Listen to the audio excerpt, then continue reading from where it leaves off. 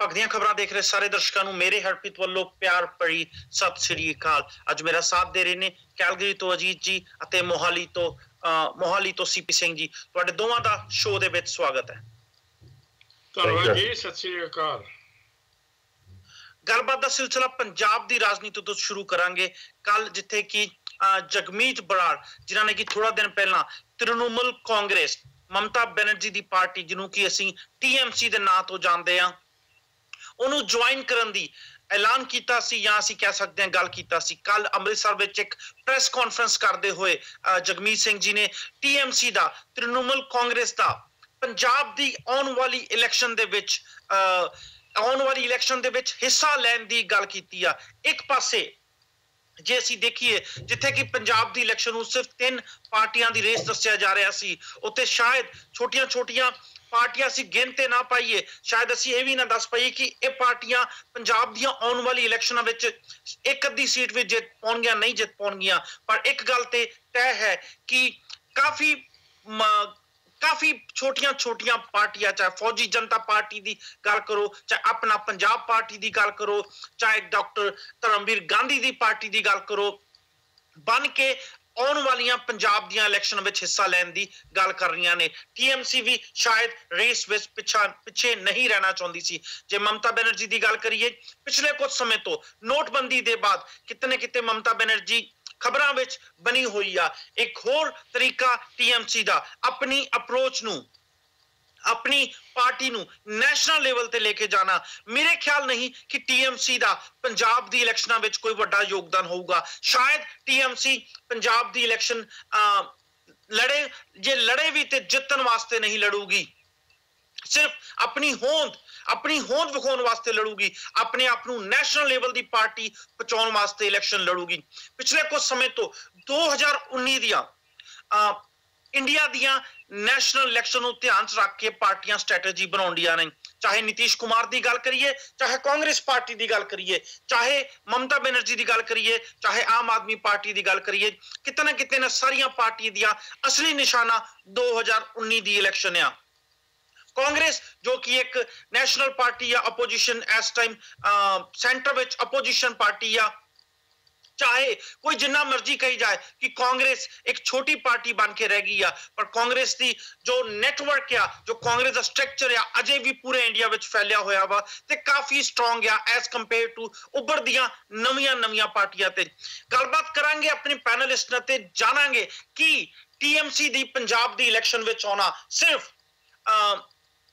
TMC ਦਾ ਪੰਜਾਬ ਦੀ election ਵਿੱਚ ਹੋਣਾ, ਕਿ TMC ਪੰਜਾਬ ਦੀ ਇਲੈਕਸ਼ਨ ਵਿੱਚ ਸੀਰੀਅਸਲੀ ਹਿੱਸਾ ਲੈਣਾ ਚਾਹੁੰਦੀ ਹੈ ਜਾਂ ਫਿਰ 2019 ਦਾ ਜੋ ਇੱਕ ਪਲੇਟਫਾਰਮ ਦਿਖ ਰਿਹਾ ਹੈ ਉਹ ਆਪਣੀ ਹੋਂਦ ਮਜ਼ਬੂਤ ਕਰਨਾ ਚਾਹੁੰਦੀ ਹੈ। ਸ਼ੁਰੂ ਕਰਦੇ ਹਾਂ CP ਸਿੰਘ ਜੀ ਤੋਂ। ਬਿਲਕੁਲ ਹਰਪ੍ਰੀਤ ਜੀ, ਜਿਸ ਤਰ੍ਹਾਂ ਕੱਲ ਸਟੇਜ ਦੇ ਉੱਪਰ ਜਗਮੀਤ ਬਰਾੜ ਜੀ ਬੋਲ ਰਹੇ ਸੀ, ਪਲੱਸ ਉਹਨਾਂ ਨੇ ਇਹ ਵੀ ਅਨਾਉਂਸ ਕੀਤਾ ਕਿ ਮੈਂ ਜੇ ਲੜਾਂਗਾ ਬਾਈਪੋਲ ਇਲੈਕਸ਼ਨ ਤਾਂ ਅੰਮ੍ਰਿਤਸਰ ਤੋਂ ਲੜਾਂਗਾ। ਸਿੱਧਾ ਇਹ ਚੀਜ਼ ਦਾ ਉਹਨਾਂ ਨੇ ਇੰਡੀਕੇਸ਼ਨ ਦਿੱਤੀ ਹੈ ਕਿ ਤ੍ਰਿਣਮੂਲ ਕਾਂਗਰਸ ਜਿਹੜੀ ਹੈਗੀ ਹੈ ਉਹ ਆਪਣਾ ਨੈਸ਼ਨਲ ਹੋਂਦ ਬਣਾਉਣ ਲਈ ਪੰਜਾਬ ਤੋਂ ਸਟਾਰਟ ਕਰ ਰਹੀ ਹੈ। ਮੇ ਵੀ ਉਹਨਾਂ ਨੇ ਥੋੜੀ ਜਿਹੀ ਇੰਡੀਕੇਸ਼ਨ ਇਹ ਵੀ ਦਿੱਤੀ ਸੀ ਕਿ UP ਦੇ ਵਿੱਚ ਵੀ ਅਸੀਂ ਕੁਝ ਸੀਟਾਂ ਦੇ ਉੱਪਰ ਲੜਾਂਗੇ। ਬਿਲਕੁਲ ਸਹੀ ਕਿਹਾ ਤੁਸੀਂ, ਇਹ ਸਾਰੇ ਦਾ ਸਾਰਾ ਟਾਰਗੇਟ ਜਿਹੜਾ ਉਹ ਉਹਨਾਂ ਨੇ 2019 ਦੀ ਇਲੈਕਸ਼ਨ ਨੂੰ ਮੁੱਖ ਰੱਖਦੇ ਹੋਏ ਕੀਤਾ। ਔਰ ਉਹਨਾਂ ਨੂੰ ਇਹ ਵੀ ਪਤਾ ਹੈ ਕਿ ਪੰਜਾਬ ਦੇ ਵਿੱਚ ਹਲੇ ਉਹ ਸੀਟਾਂ ਪੂਰੀ ਤਰ੍ਹਾਂ ਨਹੀਂ ਜਿੱਤ ਪਾਣਗੇ। ਮੈਂ ਤਾਂ ਕਹੂੰਗਾ 1-2 ਵੀ ਨਹੀਂ ਆ ਪਾਣਗੀਆਂ। ਹਲੇ ਤਾਂ ਸਿਰਫ ਉਹਨਾਂ ਨੇ ਆਪਣੀ ਹੋਂਦ ਔਰ ਆਪਣੀ ਪਛਾਣ ਲੋਕਾਂ ਤੱਕ ਪਹੁੰਚਾਉਣੀ ਹੈ, ਜਿਹੜਾ ਕਿ ਪੰਜਾਬ ਦੇ ਵਿੱਚ ਹਲੇ ਪੂਰੀ ਤਰ੍ਹਾਂ ਉਹਨਾਂ ਲੋਕਾਂ ਨੂੰ ਪਤਾ ਵੀ ਨਹੀਂ ਹੈ ਇਸ ਚੀਜ਼ ਦੇ ਬਾਰੇ। ਬਟ ਜੇ ਅਸੀਂ ਜਗਮੀਤ ਬਰਾੜ ਜੀ ਦਾ ਬੈਕਗਰਾਉਂਡ ਦੇਖੀਏ, ਜਗਮੀਤ ਬਰਾੜ ਜੀ ਦਾ ਬੈਕਗਰਾਉਂਡ ਕਾਂਗਰਸ ਤੋਂ ਸ਼ੁਰੂ ਹੋ ਕੇ ਫਿਰ ਆਮ ਆਦਮੀ ਪਾਰਟੀ ਨਾਲ ਅਲਾਇੰਸ ਹੋਇਆ, ਅਲਾਇੰਸ ਤੋਂ ਬਾਅਦ ਉਹਨਾਂ ਨੂੰ ਤ੍ਰਿਣਮੂਲ ਕਾਂਗਰਸ ਦਾ ਪੰਜਾਬ ਇਕਾਈ ਦਾ ਪ੍ਰਧਾਨ ਬਣਾਇਆ ਗਿਆ। तो बिल्कुल ओवरऑल किते ना किते स्थिति यही लगती है कि पूरी नैशनल पार्टी बनाने दे करके उन्होंने पंजाब तो स्टार्ट किया। क्योंकि कल जो तुसीं उन्हां दे स्टेज के उपर छोटे पार्टियां का इकट्ठ देखो तो उहदे विच फौजी जनता पार्टी के कुछ कारकुन सीगे जिहड़े कि आर्मी बैकग्राउंड तो बिलोंग करते हैं, कुछ होर छोटे पार्टियां जिहड़ियां कि इकट्ठे होकर उन्होंने रैली दे विच शमूलियत की सीगी। बिल्कुल क्लीयर जापदा है कि पंजाब दे विचों शुरुआत करके किते ना किते उन्हां दा टारगेट जिहड़ा 2019 ਦੀਆਂ ਇਲੈਕਸ਼ਨ ਨੂੰ है और वो इसनूं नैशनल पार्टी इजाद करना चाहते हैं। इसे करके उन्होंने कल एक जिहड़ी रैली की ਉਹਦੇ ਵਿੱਚ क्लीयर किया कि आम आदमी पार्टी का भी उन्होंने स्पष्टीकरण दिता थोड़ा जा, लेकिन तृणमूल कांग्रेस की ज्यादातर उन्होंने तारीफ की है और ममता बनर्जी के स्टैंड ਨੂੰ ਡੀਮੋਨਟਾਈਜੇਸ਼ਨ ਦੇ स्टैंड ਨੂੰ भी उन्होंने ਉੱਥੇ ਉਭਾਰਿਆ। ਇਸੇ ਕਰਕੇ ਇਹ ਚੀਜ਼ ਮੈਂ ਜਦੋਂ ਕੱਲ ਸਟੇਟ ਸੁਣ ਰਿਹਾ ਸੀ ਜਾਂ ਕੁਝ ਰਿਪੋਰਟਰਸ ਨੇ ਉਹਨਾਂ ਦੀ ਇੰਟਰਵਿਊ ਲਿੱਤੀ ਜਗਮੀਤ ਬਰਾੜ ਜੀ ਦੀ, ਉਹਦੇ ਵਿੱਚ ਵੀ ਉਹਨਾਂ ਨੇ ਇਹੀ ਕਲੀਅਰ ਕੀਤਾ ਕਿ ਆਉਣ ਵਾਲੀਆਂ 2019 ਦੀ ਇਲੈਕਸ਼ਨ ਦੇ ਵਿੱਚ ਅਸੀਂ ਆਲ ਓਵਰ ਇੰਡੀਆ ਦੇ ਵਿੱਚ ਆਪਣੇ ਕੈਂਡੀਡੇਟ ਖੜੇ ਕਰਕੇ ਲੜਾਈ ਲੜਾਂਗੇ। ਸੋ ਇਹ ਬਿਲਕੁਲ ਇਹ ਉਸ ਦੀ ਸੀ ਸਟਾਰਟ ਹੈ। थैंक यू सीपी सिंह जी। जे जगमीत बराड़ साहब की गल करिए तो पिछले कुछ समय तो आम आदमी पार्टी के नेड़े लगन की कोशिश कर रहे सी। ममता बनर्जी ही वो लीडर सी जिन्हों ने कि जगमीत बराड़ नूं आम आदमी पार्टी दे नाल एसोसिएट किया सी, चाहे कह लो बाहरों समर्थन देने की गल की सी, पर उस तो बाद किते ना किते ममता बनर्जी दी टीएमसी दी तृणमूल कांग्रेस, मैं एक बार फिर तो दसदा तृणमूल कांग्रेस नूं शॉर्ट्स टीएमसी आंदे आ। असीं सारे शो विच उन्हां नूं जे टीएमसी कह के कहिए तो तुसीं अपने आप समझो कि असीं तृणमूल कांग्रेस जो कि ममता बनर्जी दी पार्टी आ ओदी गल कर रही आ। पर शायद उस तो बाद किते ना किते ममता बनर्जी की स्ट्रैटेजी में चेंज आई तो ममता बनर्जी को यह लग्या कि मैनू मेरी पार्टी की होंद मैनू मेरी पार्टी की होंद पूरे इंडिया में फैलानी चाहिए। जे नैशनल पार्टी कहना होवे, मैनू एग्जैक्टली रूल्स चेते नहीं आ, पर कुछ परसेंटेज हुंदी है वोटिंग दी, जे तुसी वो लै जाओ तो तुसी नैशनल पार्टी बनदे जो 3-4 क्राइटेरिया ने ते ममता बनर्जी की पार्टी ऑलरेडी क्वालीफाई कर दी आ। ते शायद 2019 दी इलैक्शनां नूं ध्यान च रख के पार्टी नूं अगे वधाउण दी कोशिश की जा रही है। सवाल मेरा यह होगा जी तुहानूं कि 2017 दिया पंजाब दी इलैक्शन लड़न दी घोषणा की एक गलती नहीं होगी? नाल ही जो जगमीत बराड़ जी दी मैं प्रेस कॉन्फ्रेंस सुन रहा सी, मैनूं भी थोड़ी बहुत कंफ्यूजिंग लगी। किते ना किते बराड़ साहब ये भी कह रहे सी कि असीं आम आदमी पार्टी नाल रल के इलैक्शन लड़ांगे, असीं कांग्रेस की सूची आउण तो बाद अपनी सूची जारी करांगे। मैनूं कांग्रेस की सूची का काफ़ी पता है किद्दां कांग्रेस की की स्ट्रैटेजी हुंदी आ ते मैं कांग्रेस के खिलाफ असीं इलैक्शन लड़ांगे। अपनी पार्टी का तृणमूल का मतलब कह रहे सी कि जमीनी पद्धर ते काम करने वाली पार्टी कांग्रेस, तृणमूल का मतलब उन्होंने दस्सिया कि जमीनी पद्धर ते काम करने वाली। पर थोड़ा जब मैं भी कंफ्यूज रहा क्योंकि आम आदमी पार्टी लगभग 80-85 सीटां ते कैंडीडेट कट चुकी है ते दूजियां सीटां ते ऑलरेडी कैंडीडेट कड्ढण दी कोशिश कर रही है। फिर किद्दां हो सकता कि टीएमसी आम आदमी पार्टी नाल मिल के इलैक्शन लड़े? किद्दां हो सकता कि टीएमसी अपने कैंडीडेट डिक्लेयर करे? ये ध्यान च रख के कि उन्होंने कांग्रेस के खिलाफ इलैक्शन लड़नी है या कांग्रेस पार्टी दियां जिथे सीटां जित्तियां जा सकदियां ने उत्थे असीं सीटां जित्तांगे ते आम आदमी पार्टी उन्हां नूं ये मौका देऊगी इलैक्शन लड़न दा ते अपने कैंडीडेट नहीं खड़ा करूगी। हरप्रीत जी इस तरह है कि कोशिश तो जगमीत बराड़ जी जो तृणमूल कांग्रेस का नां दे नाल इत्थे दे प्रधान के तौर पर भी नहीं सी इत्थे अपने आप नूं पेश कर रहे हो, उदों भी उन्होंने कोशिश की सी कि आम आदमी पार्टी के नाल कुछ इस तरह का गठजोड़ बना लिया जाए कि कोई 1-2 सीट जिहड़ी हैगी उन्होंने छड्ड दित्ती जाए, क्योंकि आम आदमी पार्टी भी शायद नहीं चाहती सी इन्हां दी, ये तो चाहती है कि नेड़ता होवे इन्हां दे नाल ते इन्हां दी जिन्नी कोई वोट चाहे होवे जिहदी परसेंटेज बारे गल करना अज योग नहीं होएगा, पर फिर भी उहदा फायदा उन्होंने हो जाए तो उन्होंने लगे कि पंजाब के लोगों के विच जिहड़ा हैगा उन्हां दा आधार जिहड़ा हैगा इत्थे दीयां लोकल पार्टियां नाल ब्रॉड बेस्ड हो रहा है। हुण जदों इमीडिएट इहदा कारण ये होया लगता है कि जिहड़ी इन्होंने डीमोनेटाइजेशन के विरुद्ध जिहड़ी हैगी ममता जी ते अरविंद जी ने दोहां ने अगे हो के अपने पक्ष नूं सामने लियाउण दी कोशिश की,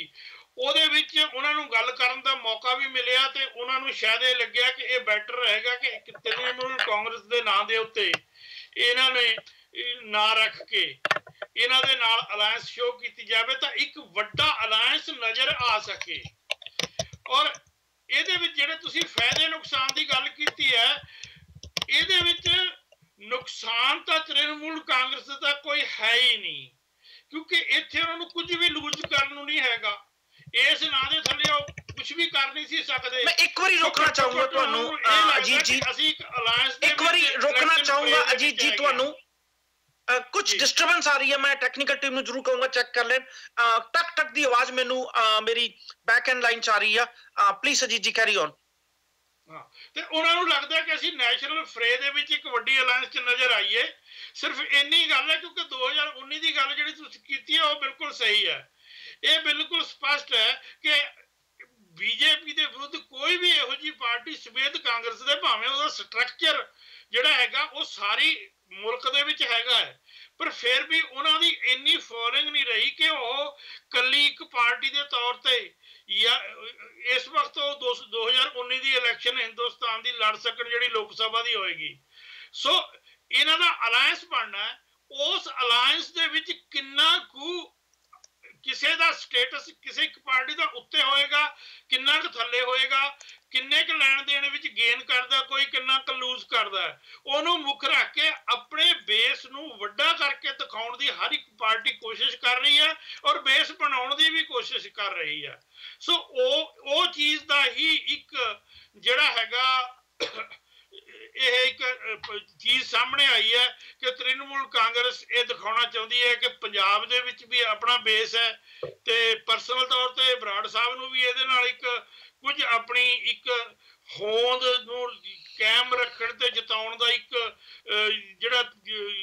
ਪਲੇਟਫਾਰਮ ਮਿਲ ਗਿਆ, ਕਿਉਂਕਿ ਕਿਸੇ ਮੌਕੇ ਬੀਬੀ ਮਮਤਾ ਬੈਨਰਜੀ ਤੇ ਜਗਮੀਤ ਸਿੰਘ ਬਰਾੜ ਕਾਂਗਰਸ ਦੇ ਵਿੱਚ ਦੋਹਾਂ ਨੇ ਇਕੱਠੇ ਕੰਮ ਕੀਤਾ, ਤੋ ਸੋ ਇਹਨਾਂ ਨੂੰ ਆਪਸ ਚ ਅੰਡਰਸਟੈਂਡਿੰਗ ਤੇ ਹੈ ਇੱਕ ਦੂਜੇ ਦੀ ਪੋਲੀਟੀਕਲੀ ਕਿਵੇਂ ਚੱਲਣਾ ਹੈ। ਸੋ ਇਹੀ ਜਿਹੜੀ ਐਕਸਰਸਾਈਜ਼ ਲੱਗਦੀ ਹੈ ਸਾਰੇ ਕੁਝ ਦੇ ਵਿੱਚੋਂ ਜੀ। ਥੈਂਕ ਯੂ ਅਜੀਤ ਜੀ। ਪਰ TMC ਦਾ ਜਾਂ ਜਗਮੀਤ ਬਰਾੜ ਦਾ ਇਹ ਕਹਿਣਾ ਕਿ ਅਸੀਂ ਪੰਜਾਬ 'ਚ ਇਲੈਕਸ਼ਨ ਲੜਾਂਗੇ, ਆਪਣੇ ਕੈਂਡੀਡੇਟ ਖੜਾ ਕਰਾਂਗੇ, ਕੀ ਇਹ ਗਲਤ ਨਹੀਂ ਆ? ਇੱਕ ਪਾਸੇ ਜਿੱਥੇ ਬਾਰ-ਬਾਰ ਇਹ ਕਹਿ ਰਹੇ ਸੀ ਕਿ ਅਸੀਂ ਆਮ ਆਦਮੀ ਪਾਰਟੀ ਨੂੰ ਬਾਹਰੋਂ ਸਪੋਰਟ ਕਰਾਂਗੇ, ਜੇ ਦੇਖਿਆ ਜਾਵੇ ਤੇ ਆਮ ਆਦਮੀ ਪਾਰਟੀ ਇਹਨਾਂ ਬਾਕੀਆਂ ਪਾਰਟੀਆਂ ਤੋਂ ਪੰਜਾਬ ਦੀ ਇਲੈਕਸ਼ਨ ਦੀ ਰੇਸ ਵਿੱਚ ਕਾਫੀ ਅੱਗੇ ਆ, ਤੇ ਸ਼ਾਇਦ ਜੇ TMC ਉਹਨਾਂ ਨੂੰ ਬਾਹਰੋਂ ਸਪੋਰਟ ਕਰੇ, ਆਪਣੀ ਹੋਂਦ ਜੇ ਮਜ਼ਬੂਤ ਕਰਨੀ ਹੋਵੇ, ਮਮਤਾ ਬੈਨਰਜੀ ਜਿੱਦਾਂ ਦੇਸ਼ ਦੇ ਦੂਜੇ ਕੋਨਿਆਂ ਵਿੱਚ ਇਲੈਕਸ਼ਨ ਕਰ ਰਹੇ ਆ, ਜੇ ਜਾ ਕੇ ਪੰਜਾਬ ਦੇ ਵਿੱਚ ਵੀ ਦੇਸ਼ ਦੇ ਦੂਜੇ ਕੋਨਿਆਂ ਦੇ ਵਿੱਚ ਜਾ ਕੇ ਪ੍ਰਚਾਰ ਕਰ ਰਹੇ ਆ, ਜੇ ਜਾ ਕੇ ਪੰਜਾਬ ਦੇ ਵਿੱਚ ਵੀ ਪ੍ਰਚਾਰ ਕਰਨ ਤੇ ਆਪਣੀ ਉਹ ਪਾਰਟੀ ਆਮ ਆਦਮੀ ਪਾਰਟੀ ਜਿਹਨੂੰ ਕਿ TMC ਸਮਰਥਨ ਦੇਣ ਦੀ ਗੱਲ ਕਰਦੀ ਆ, ਤੇ ਉਹਨਾਂ ਦੇ ਹੱਕ ਵਿੱਚ ਪ੍ਰਚਾਰ ਕਰਨ ਤੇ ਸ਼ਾਇਦ TMC ਤੇ ਆਮ ਆਦਮੀ ਪਾਰਟੀ ਦੋਵਾਂ ਨੂੰ ਫਾਇਦਾ ਹੋ ਸਕਦਾ ਹੈ। ਪਰ ਇਹ ਕਹਿਣਾ ਕਿ ਅਸੀਂ ਕੈਂਡੀਡੇਟ ਖੜੇ ਕਰਾਂਗੇ, ਕਿਤੇ ਨਾ ਕਿਤੇ ਸ਼ਾਇਦ ਆਮ ਆਦਮੀ ਪਾਰਟੀ ਅਤੇ TMC ਦੇ ਵਿੱਚ, ਮੈਨੂੰ ਲੱਗਦਾ ਰਿਸ਼ਤਿਆਂ ਵਿੱਚ ਸ਼ਾਇਦ ਇਹਦੇ ਨਾਲ ਫਿੱਕ ਪੈ ਸਕਦੀ ਆ। ਹਰਪ੍ਰੀਤ ਜੀ, ਇਹਦੇ ਵਿੱਚ ਗੱਲ ਇਹ ਹੋਏਗੀ ਨਾ ਕਿ ਜੇ ਉਹ ਅਲਾਇੰਸ ਕਰਦੇ ਨੇ ਕਿੰਨੀਆਂ ਸੀਟਾਂ, ਜਿਸ ਤਰ੍ਹਾਂ ਬੈਂਸ ਉਹਨਾਂ ਦੇ ਜਿਹੜਾ ਫਰੰਟ ਹੈ ਉਹਨਾਂ ਨੂੰ ਸੀਟਾਂ ਇਹਨਾਂ ਨੇ 5 ਛੱਡੀਆਂ ਨੇ, ਕਿ ਕਿੰਨੀਆਂ ਸੀਟਾਂ ਆਮ ਆਦਮੀ ਪਾਰਟੀ ਛੱਡਣ ਨੂੰ ਤਿਆਰ ਹੁੰਦੀ ਹੈ, ਕਿਉਂਕਿ ਬਰਾੜ ਸਾਹਿਬ ਤੇ ਪਹਿਲਾਂ ਹੀ ਉਹਨਾਂ ਦੇ ਨਾਲ ਰਲ ਕੇ ਚੋਣ ਲੜਨ ਨੂੰ ਤਿਆਰ ਸੀ। ਆਮ ਆਦਮੀ ਪਾਰਟੀ ਜਿਹੜੀ ਨਹੀਂ ਸੀ ਉਹਨਾਂ ਨੂੰ ਕੋਈ ਸਪੇਸ ਦੇਣਾ ਚਾਹੁੰਦੀ, ਇਸ ਗੱਲ ਕਰਕੇ ਉਹ ਦੋ ਚਿੱਤੀ ਸੀ ਕਿ ਕੀ ਕੀਤਾ ਜਾਵੇ। ਹੁਣ ਕਿਉਂਕਿ ਕੇਜਰੀਵਾਲ ਸਾਹਿਬ ਨੂੰ ਇਹ ਮਹਿਸੂਸ ਹੋਇਆ ਲੱਗਦਾ ਹੈ, ਜਦੋਂ ਉਹਨੂੰ ਨੈਸ਼ਨਲ ਫਰੰਟ ਤੇ ਇੱਕ ਉਹਨਾਂ ਨੇ ਐਜੀਟੇਸ਼ਨ ਕਰਨ ਦੀ ਕੋਸ਼ਿਸ਼ ਕੀਤੀ ਹੈ ਕਿ ਮੈਨੂੰ ਦੂਜੇ ਜਿਹੜੇ ਸਟੇਟਸ ਦੇ ਪ੍ਰਮੁੱਖ ਪਾਰਟੀਆਂ ਨੇ ਉਹਨਾਂ ਨੂੰ ਬੀਜੇਪੀ ਦੇ ਵਿਰੁੱਧ ਲੜਾਈ ਕਰਨ ਵਾਸਤੇ ਮਦਦ ਦੀ ਲੋੜ ਹੈ। ਸੋ ਸਮੇਂ ਔਰ ਸਥਿਤੀ ਦੇ ਹਿਸਾਬ ਦੇ ਨਾਲ ਉਹ ਅੱਜ ਸ਼ਾਇਦ ਇਸ ਸੋਚਣ ਨੂੰ ਤਿਆਰ ਹੋ ਜਾਣ ਕਿ ਕੁਝ 1-2 ਸੀਟਾਂ ਜਾਂ ਵੱਧ, ਇਹਦੇ ਬਾਰੇ ਆਪਾਂ ਕੁਝ ਕਹਿ ਨਹੀਂ ਸਕਦੇ, ਕਿ ਤ੍ਰਿਣਮੂਲ ਕਾਂਗਰਸ ਨੂੰ ਛੱਡੀਆਂ ਜਾਣ, ਜਿਹੜੀਆਂ ਕਿ ਉਹਨਾਂ ਨੂੰ ਉਹਦਾ ਇਹ ਫਾਇਦਾ ਹੋ ਸਕਦਾ ਕਿ ਬਾਹਰ ਜਾ ਕੇ ਉਹ ਦੂਜੀ ਪਾਰਟੀ ਦੀ ਮਦਦ ਲੈ ਸਕਦੇ ਨੇ ਜਦੋਂ ਉਹਨਾਂ ਨੇ ਨੈਸ਼ਨਲ ਪੱਧਰ ਤੇ ਕੁਝ ਵੀ ਕਰਨ ਦੀ ਕੋਸ਼ਿਸ਼ ਕਰਨੀ ਆ। CP Singh ji, do you agri? Harpreet ji, ਪਤਾ ਕੀ ਹੈ, ਦੇਖੋ ਜਦੋਂ ਅਸੀਂ ਕਿਸੇ ਪਾਰਟੀ ਨਾਲ ਅਲਾਇੰਸ ਅਨਾਉਂਸ ਕਰਦੇ ਹਾਂ, ਉਸ ਤੋਂ ਬਾਅਦ ਸਟੇਜ ਦੇ ਉੱਪਰ ਆ ਕੇ ਅਸੀਂ ਇਹ ਚੀਜ਼ ਕਹਿ ਦਿੰਦੇ ਹਾਂ ਕਿ ਤ੍ਰਿਣਮੂਲ ਕਾਂਗਰਸ ਸਾਰੀਆਂ ਸੀਟਾਂ ਤੇ ਲੜੇਗੀ, being a president of Trinamool Congress in Punjab, ਤਾਂ ਇਹ ਚੀਜ਼ ਬੜੀ ਕਨਫਲਿਕਟਿੰਗ ਜੀ ਲੱਗਦੀ ਹੈ। ਮੈਨੂੰ ਤਾਂ ਇਹੀ ਲੱਗਦਾ ਕਿ ਆਉਣ ਵਾਲੇ ਕੁਝ ਸਮੇਂ ਦੇ ਵਿੱਚ ਇਹ ਵੀ ਚੀਜ਼ ਉਜਾਗਰ ਹੋ ਜਾਏਗੀ ਕਿ ਇਹਨਾਂ ਦਾ ਆਪਸ ਦੇ ਵਿੱਚ ਵੀ ਜਿਹੜਾ ਉਹ ਮਤਭੇਦ ਆ ਉਹ ਸ਼ੁਰੂ ਹੋ ਚੁੱਕਾ ਆਮ ਆਦਮੀ ਪਾਰਟੀ ਦੇ ਨਾਲ, ਕਿਉਂਕਿ ਜਗਮੀਤ ਬਰਾੜ ਜੀ ਏਦਾਂ ਦਾ ਕਿਰਦਾਰ ਰੱਖਦੇ ਆ ਕਿ ਬਹੁਤੀ ਦੇਰ ਤੱਕ ਉਹ ਕਿਸੇ ਦੇ ਅੰਡਰ ਕੰਮ ਨਹੀਂ ਕਰ ਸਕਦੇ। ਤੁਸੀਂ ਉਹਨਾਂ ਦਾ ਪਿਛਲਾ ਟਰੈਕ ਰਿਕਾਰਡ ਵੀ ਦੇਖੋ, ਉਹ ਡੰਡੇ ਦੇ ਉੱਪਰ ਜਾਂ ਡੰਡੇ ਦੇ ਜ਼ੋਰ ਦੇ ਉੱਪਰ ਕੋਈ ਡਿਸੀਜਨ ਨਹੀਂ ਲੈਂਦੇ, ਉਹ ਹਰ ਵਾਰ ਆਪਣੇ ਡਿਸੀਜਨ ਨੂੰ ਹੀ ਮੁੱਖ ਰੱਖ ਕੇ ਅੱਗੇ ਵੱਧਦੇ ਨੇ। ਸੋ ਕਿਤੇ ਨਾ ਕਿਤੇ ਬਿਲਕੁਲ ਜੇ ਉਹਨਾਂ ਨੇ ਇਹ ਚੀਜ਼ ਅਨਾਉਂਸ ਕੀਤੀ ਹੈ ਕਿ ਤ੍ਰਿਣਮੂਲ ਕਾਂਗਰਸ ਪੰਜਾਬ ਦੀਆਂ ਸਾਰੀਆਂ ਸੀਟਾਂ ਤੇ ਇਲੈਕਟ ਕਰੇਗੀ, ਵੋਟ ਲੜੇਗੀ, ਤਾਂ ਇੱਥੇ ਕਿਤੇ ਨਾ ਕਿਤੇ ਇਹ ਚੀਜ਼ ਜ਼ਰੂਰ ਕਨਫਲਿਕਸ਼ਨ ਪੈਦਾ ਕਰਦੀ ਹੈ ਕਿ ਇਹਨਾਂ ਦੇ ਆਪਸ ਦੇ ਵਿੱਚ ਜਿਹੜੇ ਰਿਸ਼ਤੇ ਹੈ ਉਹ ਖਰਾਬ ਹੋ ਚੁੱਕੇ ਹੈ। ਮੈਨੂੰ ਲੱਗਦਾ ਹੈ ਕਿ ਥੋੜੇ ਦਿਨਾਂ ਦੇ ਵਿੱਚ ਇਹ ਚੀਜ਼ ਉਜਾਗਰ ਹੋ ਜਾਏਗੀ, ਕਿਉਂਕਿ ਜਗਮੀਤ ਬਰਾੜ ਨੇ ਜਦੋਂ ਅਸੀਂ ਚੱਕਦੇ ਟੀਵੀ ਵੱਲੋਂ ਇੰਟਰਵਿਊ ਕੀਤੀ ਸੀ ਉਦੋਂ ਬਹੁਤ ਹੀ ਜ਼ਿਆਦਾ ਤਾਰੀਫ ਕੀਤੀ ਸੀ ਕੇਜਰੀਵਾਲ ਸਾਹਿਬ ਦੀ। ਹਰ ਵਾਰ ਉਹਨਾਂ ਨੇ ਉਹਨਾਂ ਨੂੰ ਨਵਾਂ ਮਹਾਤਮਾ ਗਾਂਧੀ ਵੀ ਕਿਹਾ, ਹੋਰ ਵੀ ਕੁਝ ਇਦਾਂ ਦੀਆਂ ਗੱਲਾਂ ਕੀਤੀਆਂ ਜਿਹੜੇ ਕਿ ਕੇਜਰੀਵਾਲ ਦੀ ਪ੍ਰੇਜ਼ ਦੇ ਵਿੱਚ ਆਉਂਦੀਆਂ ਸੀ। ਪਰ ਕੱਲ ਦੀ ਸਟੇਜ ਦੀ ਤੁਸੀਂ ਅਗਰ ਦੇਖੋ, ਕੁਝ ਰਿਪੋਰਟਰ ਨੇ ਜੋ ਕੁਐਸਚਨ ਵੀ ਪੁੱਛਿਆ ਤਾਂ ਕੇਜਰੀਵਾਲ ਸਾਹਿਬ ਦਾ ਨਾਮ ਮੈਨੂੰ ਤਾਂ ਕਿਤੇ ਸੁਣਨ ਨੂੰ ਨਹੀਂ ਮਿਲਿਆ। ਸੋ ਬਿਲਕੁਲ ਕਿਤੇ ਨਾ ਕਿਤੇ ਕਨਫਲਿਕਟ ਵਾਲਾ ਸਿਚੁਏਸ਼ਨ ਕ੍ਰੀਏਟ ਕਰਤੀ ਉਹਨਾਂ ਨੇ, ਕਿਉਂਕਿ ਤ੍ਰਿਣਮੂਲ ਕਾਂਗਰਸ ਜੇ ਨੈਸ਼ਨਲ ਪਾਰਟੀ 'ਚ ਆਉਣਾ ਚਾਹੁੰਦੀ ਵੀ ਹੈ ਤਾਂ ਉਹ ਆਪ ਦੇ ਨਾਲ ਅਲਾਈਅੰਸ ਕਰਕੇ ਪੰਜਾਬ ਦੇ ਵਿੱਚ ਕੁਝ ਸੀਟਾਂ ਜ਼ਰੂਰ ਲੜ ਸਕਦੀ ਸੀ। ਲੇਕਿਨ ਜਦੋਂ ਅਸੀਂ ਇਹ ਚੀਜ਼ ਅਨਾਉਂਸ ਕਰ ਦਿੰਦੇ ਹਾਂ ਕਿ ਅਸੀਂ ਫੁੱਲ ਫਲੈਜ ਤ੍ਰਿਣਮੂਲ ਕਾਂਗਰਸ ਜਿਹੜੀ ਪੰਜਾਬ ਦੇ ਵਿੱਚ ਕੰਟੈਸਟ ਕਰੇਗੀ, ਇਹ ਕਿਤੇ ਨਾ ਕਿਤੇ ਆਪਣੇ ਆਪ ਦੇ ਵਿੱਚ ਹੀ ਕਨਫਲਿਕਟ ਪੈਦਾ ਕਰਦਾ ਹੈ। ਜੀ ਇੰਡੀਆ ਦੇ ਰਾਜਨੀਤਿਕ ਇਤਿਹਾਸ ਦੀ ਗੱਲ ਕਰੀਏ ਤੇ ਖੇਤਰੀ ਪਾਰਟੀ ਜਦੋਂ ਆਪਣੇ ਆਪ ਨੂੰ ਰਾਸ਼ਟਰੀ ਪਾਰਟੀ ਬਣਾਉਣ ਦੀ ਕੋਸ਼ਿਸ਼ ਕਰਦੀ ਹੈ ਤੇ ਕੁਝ ਖਾਸ ਕਾਮਯਾਬੀ ਇਹਨਾਂ ਪਾਰਟੀਆਂ ਨੂੰ ਨਹੀਂ ਮਿਲੀ।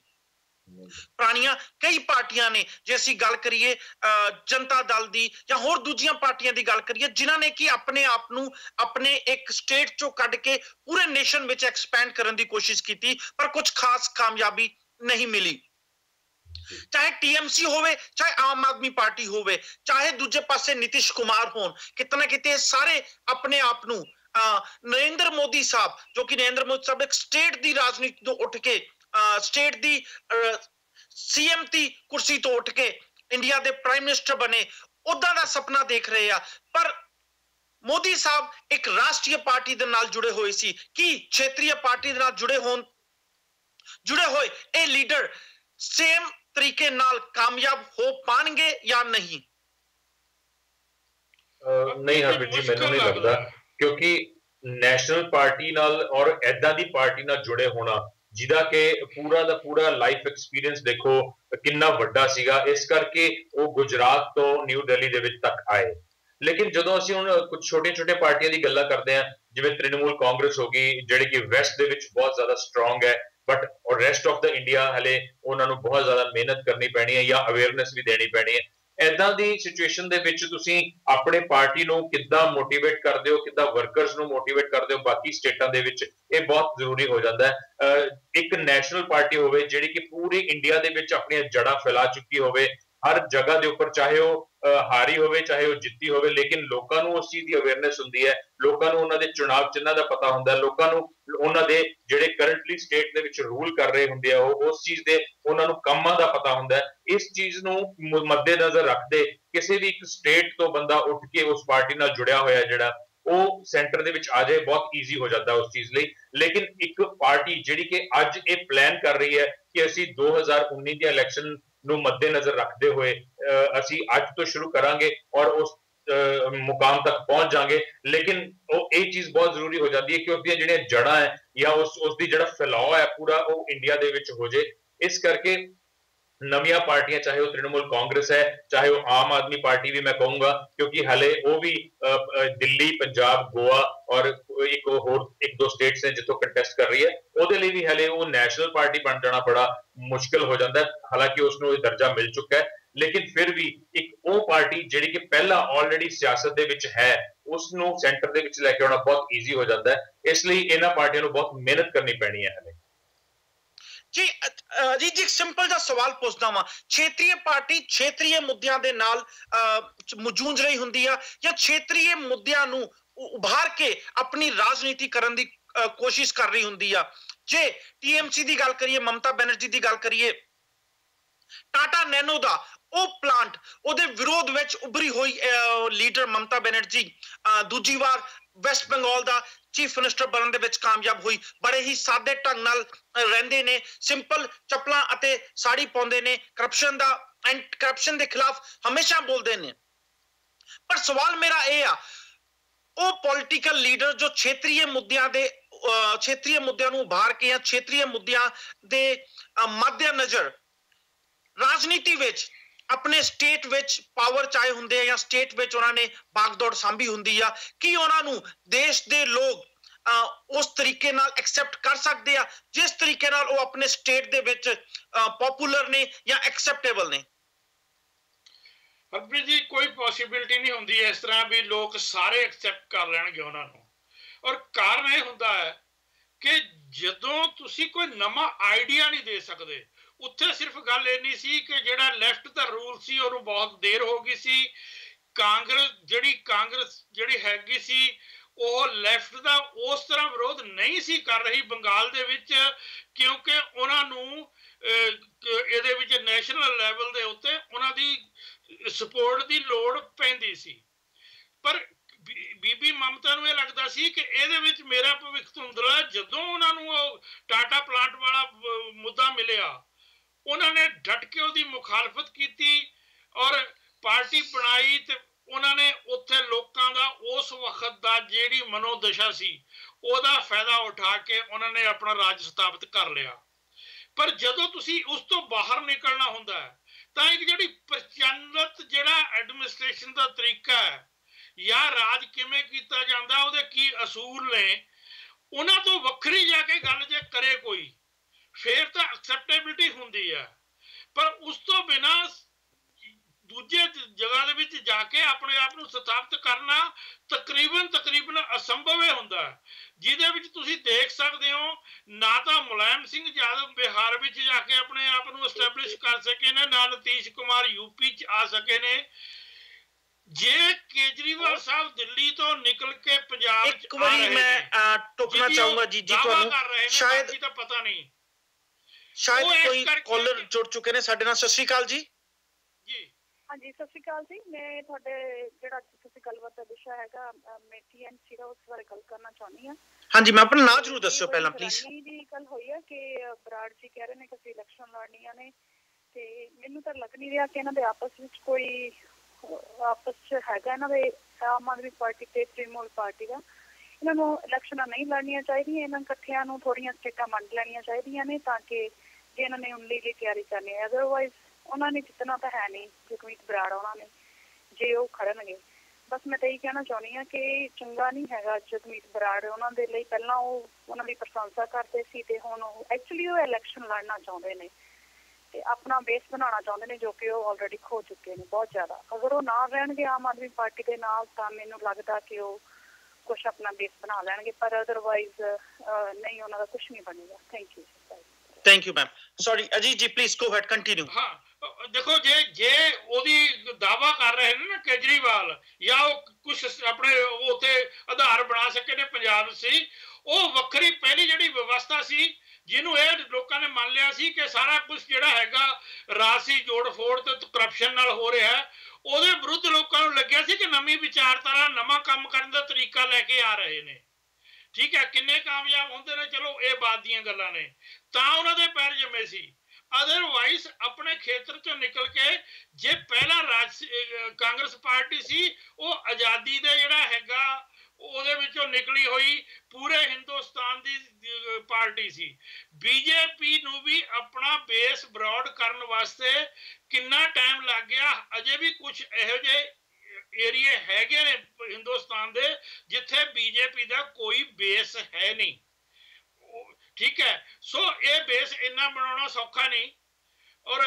ਨਾ ਹੀ ਇੰਨਾ ਸੌਖਾ ਹੈ ਜਿਹਦਾ ਆਪਾਂ ਜਨਤਾ ਪਾਰਟੀ ਦੀ ਰਾਜ ਵੇਲੇ ਜਦੋਂ ਇੰਦਰਾ ਗਾਂਧੀ ਪਹਿਲੀ ਵਾਰੀ ਹਾਰੀ ਸੀ ਐਮਰਜੈਂਸੀ ਤੋਂ ਬਾਅਦ, ਕਿ ਜਿਹੜੇ ਲੀਡਰ ਵੱਖ-ਵੱਖ ਸੂਬਿਆਂ ਦੇ ਨੇ ਉਹ ਇਕੱਠੇ ਹੋ ਕੇ ਇੱਕ ਫਰੰਟ ਚਲਾ ਲੈਣ, ਇਹ ਚੀਜ਼ ਵੀ ਕਾਫੀ ਬਹੁਤ ਮੁਸ਼ਕਿਲ ਹੁੰਦੀ ਹੈ, ਜਿਹਦੀ ਸੰਭਾਵਨਾ ਕੋਈ ਨਜ਼ਰ ਨਹੀਂ ਆਉਂਦੀ ਹੈਗੀ। ਥੈਂਕ ਯੂ ਜੀ। ਇੱਕ ਜੇ 2019 ਨੂੰ ਮੈਂ ਕਾਲਰ ਦੀ ਗੱਲ ਨੂੰ ਧਿਆਨ 'ਚ ਰੱਖ ਕੇ ਤੇ ਇੱਕ ਥੋੜੀ ਜਿਹੀ 2019 ਦੇ ਇਲੈਕਸ਼ਨ ਨਾਲ ਜੋੜਨਾ ਚਾਹੂੰਗਾ। ਜੇ 2019 ਦੀ ਗੱਲ ਕਰੀਏ, ਜਿਸ ਤਰ੍ਹਾਂ ਨਰਿੰਦਰ ਮੋਦੀ ਸਾਹਿਬ ਇੱਕ ਸਟਰੋਂਗ ਲੀਡਰ ਬਣ ਕੇ ਉੱਭਰ ਰਹੇ ਆ। ਅਗੇਨ ਮੈਂ ਸਾਰਿਆਂ ਨੂੰ ਦੱਸਦਾ, ਮੈਂ ਨਾ ਹੀ ਨਰਿੰਦਰ ਮੋਦੀ ਸਾਹਿਬ ਦਾ ਫੈਨ ਆ, ਬਟ ਪ੍ਰੈਕਟੀਕਲੀ ਨਰਿੰਦਰ ਮੋਦੀ ਸਾਹਿਬ ਇੱਕ ਸਟਰੋਂਗ ਲੀਡਰ ਬਣ ਕੇ ਉੱਭਰ ਰਹੇ ਨੇ। 2019 ਦੀ ਜੋ ਇੱਕ ਤਿਆਰੀ ਕੀਤੀ ਜਾ ਰਹੀ ਸੀ ਆਪੋਜੀਸ਼ਨ ਵੱਲੋਂ ਕਿ ਮਹਾਗਠਬੰਧਨ ਬਣ ਕੇ ਕੁਝ ਪਾਰਟੀਆਂ ਸੈਕੂਲਰ ਵਰਡ ਦਾ ਵੀ ਇਸਤੇਮਾਲ ਕਰ ਰਹੀਆਂ ਸੀ, ਈਵਨ ਦੋ ਕਿ ਬੀਜੇਪੀ ਵੀ ਸੈਕੂਲਰ ਪਾਰਟੀਆਂ, ਤੇ ਉਹ ਪਾਰਟੀਆਂ ਜੋ ਆਪਣੇ ਆਪ ਨੂੰ ਸੈਕੂਲਰ ਆਂਦੀਆਂ ਨੇ ਤੇ ਬੀਜੇਪੀ ਦੇ ਖਿਲਾਫ ਇਕੱਠਾ ਹੋਣਾ ਚਾਹੁੰਦੀਆਂ ਨੇ, ਉਹ ਪਾਰਟੀਆਂ ਵੀ ਧਰਮ ਤੇ ਜਾਤੀ ਦੀ ਪੂਰੀ ਤਰ੍ਹਾਂ ਪੂਰੀ ਤਰ੍ਹਾਂ ਇਸਤੇਮਾਲ ਕਰਦੇ ਨੇ ਇਲੈਕਸ਼ਨ ਦੇ ਵਿੱਚ। ਕਮਿੰਗ ਟੂ ਮਾਈ ਪੁਆਇੰਟ, 2019 ਚ ਉਹ ਪਾਰਟੀਆਂ ਜੋ ਮਹਾਗਠਬੰਧਨ ਇਕੱਠੀਆਂ ਹੋ ਕੇ ਬੀਜੇਪੀ ਦੇ ਅਤੇ ਕਾਂਗਰਸ ਦੇ ਖਿਲਾਫ ਇਲੈਕਸ਼ਨ ਲੜਨੀਆਂ ਚਾਹੁੰਦੀਆਂ ਸੀ। ਕਾਂਗਰਸ ਸ਼ਾਇਦ ਇਹਨਾਂ ਦਾ ਹਿੱਸਾ ਵੀ ਬਣ ਜੇ, ਪਰ ਕਿਤੇ ਨਾ ਕਿਤੇ ਇਹ ਪਾਰਟੀਆਂ ਮਿਲ ਕੇ ਬੀਜੇਪੀ ਨੂੰ, ਕਿਉਂਕਿ ਬੀਜੇਪੀ ਦੇ ਉੱਤੇ ਜੋ ਇਲਜ਼ਾਮ ਲੱਗਦਾ ਹਿੰਦੂਤਵ ਦੀ ਰਾਜਨੀਤੀ ਕਰਦੀ ਆ, ਬੀਜੇਪੀ ਨੂੰ 2019 ਚ ਕੁਰਸੀ ਤੋਂ ਹਟਾਉਣਾ ਚਾਹੁੰਦੀਆਂ ਨੇ। ਸਵਾਲ ਮੇਰਾ ਇਹ ਵਾ ਕਿ ਜਦੋਂ ਇਹ ਸਾਰੀਆਂ ਹੀ ਪਾਰਟੀਆਂ ਆਪਣੇ ਆਪ ਨੂੰ ਸਾਰੇ ਇੰਡੀਆ ਵਿੱਚ ਐਕਸਪੈਂਡ ਕਰਨ ਦੀ ਕੋਸ਼ਿਸ਼ ਕਰਨੀਆਂ, ਆਪਣੇ ਆਪ ਨੂੰ, ਆਪਣੇ ਪਾਰਟੀ ਨੂੰ ਪੂਰੇ ਇੰਡੀਆ ਵਿੱਚ ਪਹੁੰਚਾਉਣ ਦੀ ਕੋਸ਼ਿਸ਼ ਕਰਨ ਦੀਆਂ ਨੇ, ਇੰਸਟੈਡ ਆਫ ਕਿ ਜੇ ਇਹ ਮਿਲ ਕੇ ਵੰਡ ਕੇ ਆਪਣਾ ਆਪਣੇ 2-4 ਸਟੇਟ ਜਾਂ ਆਪਣੇ ਆਪ ਨੂੰ ਜ਼ੋਨ ਚ ਡਿਵਾਈਡ ਕਰਕੇ ਐਕਸਪੈਂਡ ਹੋਣ, ਜਿਹਦੇ ਨਾਲ ਕਿ 2019 ਚ ਇੱਕ ਵਧੀਆ ਅਪੋਜੀਸ਼ਨ ਕਹਿ ਲਓ ਜਾਂ ਵਧੀਆ ਗਠਬੰਧਨ ਬਣ ਕੇ ਬੀਜੇਪੀ ਦੇ ਅਤੇ ਕਾਂਗਰਸ ਦੇ ਖਿਲਾਫ ਜੇ ਇਲੈਕਸ਼ਨ ਲੜਨਾ ਚਾਹੁੰਦੇ ਆ ਲੜ ਸਕਣ। ਪਰ ਵੇਖਿਆ ਜਾ ਰਿਹਾ ਸਾਰੀਆਂ ਪਾਰਟੀਆਂ ਲਗਭਗ ਸੇਮ ਜੇ ਸਟੇਟਾਂ ਵਿੱਚ ਹੀ ਪ੍ਰਚਾਰ ਕਰ ਰਹੀਆਂ ਨੇ। ਥੋੜੇ ਦਿਨ ਪਹਿਲਾਂ ਨਿਤਿਸ਼ ਕੁਮਾਰ ਵੀ ਪੰਜਾਬ ਵਿੱਚ ਆਏ ਸੀ, ਹੁਣ TMC ਵੱਲੋਂ ਵੀ ਪੰਜਾਬ ਦੇ ਵਿੱਚ ਪ੍ਰਚਾਰ ਕਰਨ ਦੀ ਕੋਸ਼ਿਸ਼ ਕੀਤੀ ਜਾ ਰਹੀ ਆ। ਸ਼ਾਇਦ ਇਹ ਪਾਰਟੀਆਂ ਇੱਕ ਦੂਜੇ ਦਾ ਜ਼ਿਆਦਾ ਨੁਕਸਾਨ ਕਰ ਲੈਣ, ਕਿਉਂਕਿ ਵੋਟਰਸ ਜਦੋਂ ਕਨਫਿਊਜ਼ ਹੁੰਦੇ ਆ ਤੇ ਕਿਤੇ ਨਾ ਕਿਤੇ ਵੋਟਰ ਉਹ ਪਾਰਟੀ ਜਿਹਦੇ ਨਾਲ ਪਹਿਲਾਂ ਐਸੋਸੀਏਟ ਹੁੰਦੇ ਆ ਉਹਨੂੰ ਹੀ ਵੋਟ ਪਾਉਣ ਦੀ ਕੋਸ਼ਿਸ਼ ਕਰਦੇ ਆ। ਕਿੰਨਾ ਚੰਗਾ ਹੋਵੇ ਹਰਪ੍ਰੀਤ ਜੀ ਜੇ ਇਹ ਚੀਜ਼ ਪੋਸੀਬਲ ਹੋ ਜਾਏ, ਬਟ ਸਾਡੇ ਇੰਡੀਆ ਦੇ ਪੋਲਿਟਿਕਸ ਦੇ ਇਤਿਹਾਸ ਦੇ ਵਿੱਚ ਇਦਾਂ ਦੀ ਚੀਜ਼ ਨੂੰ ਪੋਸੀਬਲ ਕਰਨਾ ਬਹੁਤ ਔਖਾ ਹੈ, ਕਿਉਂਕਿ ਹਰੇਕ ਦੀ ਸੋਚ ਆਪਣੀ ਹੈ, ਹਰੇਕ ਦੀ ਆਪਣੀ ਈਗੋ ਫਸ ਜਾਂਦੀ ਹੈ, ਹਰੇਕ ਦੀ ਆਪਣੀ ਇਹ ਟ੍ਰੈਂਡ ਰਹਿੰਦਾ ਹੈ, ਹਰੇਕ ਦਾ ਇਹ ਏਮ ਰਹਿੰਦਾ ਹੈ। ਇੱਕ ਵਾਰੀ CP ਸਿੰਘ ਜੀ ਤੁਹਾਨੂੰ ਰੋਕਣਾ ਚਾਹੂੰਗਾ, ਸਾਡੇ ਨਾਲ ਪੰਜਾਬ ਤੋਂ ਡਾਕਟਰ ਗਾਂਧੀ ਜੁੜ ਚੁੱਕੇ ਨੇ। ਗਾਂਧੀ ਸਾਹਿਬ ਸਵਾਗਤ ਹੈ ਸ਼ੋਅ ਦੇ ਵਿੱਚ। ਬਹੁਤ ਧੰਨਵਾਦ ਜੀ, ਥੈਂਕ ਯੂ। ਪਹਿਲਾਂ thank you sir short notice ਤੇ ਸਾਡੇ ਨਾਲ ਜੁੜਨ ਵਾਸਤੇ। ਪੰਜਾਬ ਦੀ ਰਾਜਨੀਤੀ ਤੋਂ ਮਿਲਦਾ ਜੁਲਦਾ ਸਵਾਲ ਕਰੂੰਗਾ। ਸਭ ਤੋਂ ਪਹਿਲਾਂ ਜਾਨਣਾ ਚਾਹੂੰਗਾ ਡਾਕਟਰ ਗਾਂਧੀ ਨੇ ਡਾਕਟਰ ਗਾਂਧੀ ਦੇ ਪੰਜਾਬ ਦੀ ਆਉਣ ਵਾਲੀ ਇਲੈਕਸ਼ਨ ਨੂੰ ਲੈ ਕੇ ਕੀ ਵਿਚਾਰ ਨੇ? ਤੁਸੀਂ ਆਪਣੀ ਪਾਰਟੀ ਵੀ ਲਾਂਚ ਕੀਤੀ ਸੀ, ਕਿੱਥੇ ਤੁਹਾਡੀ ਪਾਰਟੀ ਪਹੁੰਚ ਗਈ ਆ? ਕੀ ਤੁਸੀਂ ਦੂਜੀਆਂ ਪਾਰਟੀਆਂ ਨਾਲ ਮਿਲ ਕੇ ਇਲੈਕਸ਼ਨ ਲੜੋਗੇ? ਥੋੜਾ ਜਿਹਾ ਸਾਡੇ ਦਰਸ਼ਕਾਂ ਨੂੰ ਆਪਣੀ ਪਾਰਟੀ ਬਾਰੇ ਜ਼ਰੂਰ ਅਪਡੇਟ ਦਿਓ। ਅਸੀਂ ਵੀ ਕਿਸੇ ਦੂਜੀ ਪਾਰਟੀ ਨਾਲ ਮਿਲ ਕੇ ਇਲੈਕਸ਼ਨ ਨਹੀਂ ਲੜਾਂਗੇ, ਨੰਬਰ 1। ਨੰਬਰ 2, ਅਸੀਂ ਜਿਹੜਾ ਪੰਜਾਬ ਦਾ ਇਲੈਕਸ਼ਨ ਹੈਗਾ, ਜਿਹੜਾ ਇਹਨਾਂ ਨੇ ਮੁੱਦਿਆਂ ਤੋਂ ਭਟਕਾ ਕੇ ਚਿਹਰਿਆਂ ਦੇ ਉੱਤੇ ਕੇਂਦਰਿਤ ਕਰ ਦਿੱਤਾ ਹੈਗਾ ਹੈ, ਮੈਂ ਮਤਲਬ ਫਲਾਣੇ ਨੂੰ ਅੰਦਰ ਕਰ ਦੂੰਗਾ, ਫਲਾਣੇ ਨੂੰ ਬਾਹਰ ਕਰ ਦੂੰਗਾ, ਸਿੱਧੂ ਸਾਹਿਬ ਆ ਰਿਹਾ, ਸਿੱਧੂ ਸਾਹਿਬ ਕੇਜਰੀਵਾਲ ਆ ਰਿਹਾ, ਕੇਜਰੀਵਾਲ ਜਾ ਰਿਹਾ, ਇਹ ਸਾਰੀ ਜਿਹੜੀ ਕਵਾਇਦ ਹੈਗੀ ਹੈ ਇਲੈਕਸ਼ਨ ਦੀ, ਇਹਦੇ 'ਚ ਸਭ ਕੁਛ ਹੈਗਾ ਪਰ ਪੰਜਾਬ ਗਾਇਬ ਹੈਗਾ। ਪੰਜਾਬ ਦੇ ਮੁੱਦੇ ਗਾਇਬ ਹੈ, ਮੁੱਦਿਆਂ ਦੀ ਗੰਭੀਰਤਾ ਗਾਇਬ ਹੈਗੀ ਹੈ, ਨਸ਼ਿਆਂ ਦੇ ਮੁੱਦੇ ਗਾਇਬ ਹੈਗੇ ਹੈ। ਸਿਰਫ ਮਜਮੇਬਾਜ਼ੀ, ਥੋੜੇਬਾਜ਼ੀ ਆ ਰਹੀ ਹੈ। ਪੰਜਾਬ ਦੇ ਲੋਕਾਂ ਦੀ ਜਿਹੜੀ ਸੱਚੀ ਭਾਵਨਾ ਸੀ ਅਕਾਲੀ ਦਲ ਤੋਂ ਖਹਿੜਾ ਛਡਾਉਣ ਦੀ, ਉਸਨੂੰ ਐਕਸਪਲੋਇਟ ਕੀਤਾ ਜਾ ਰਿਹਾ।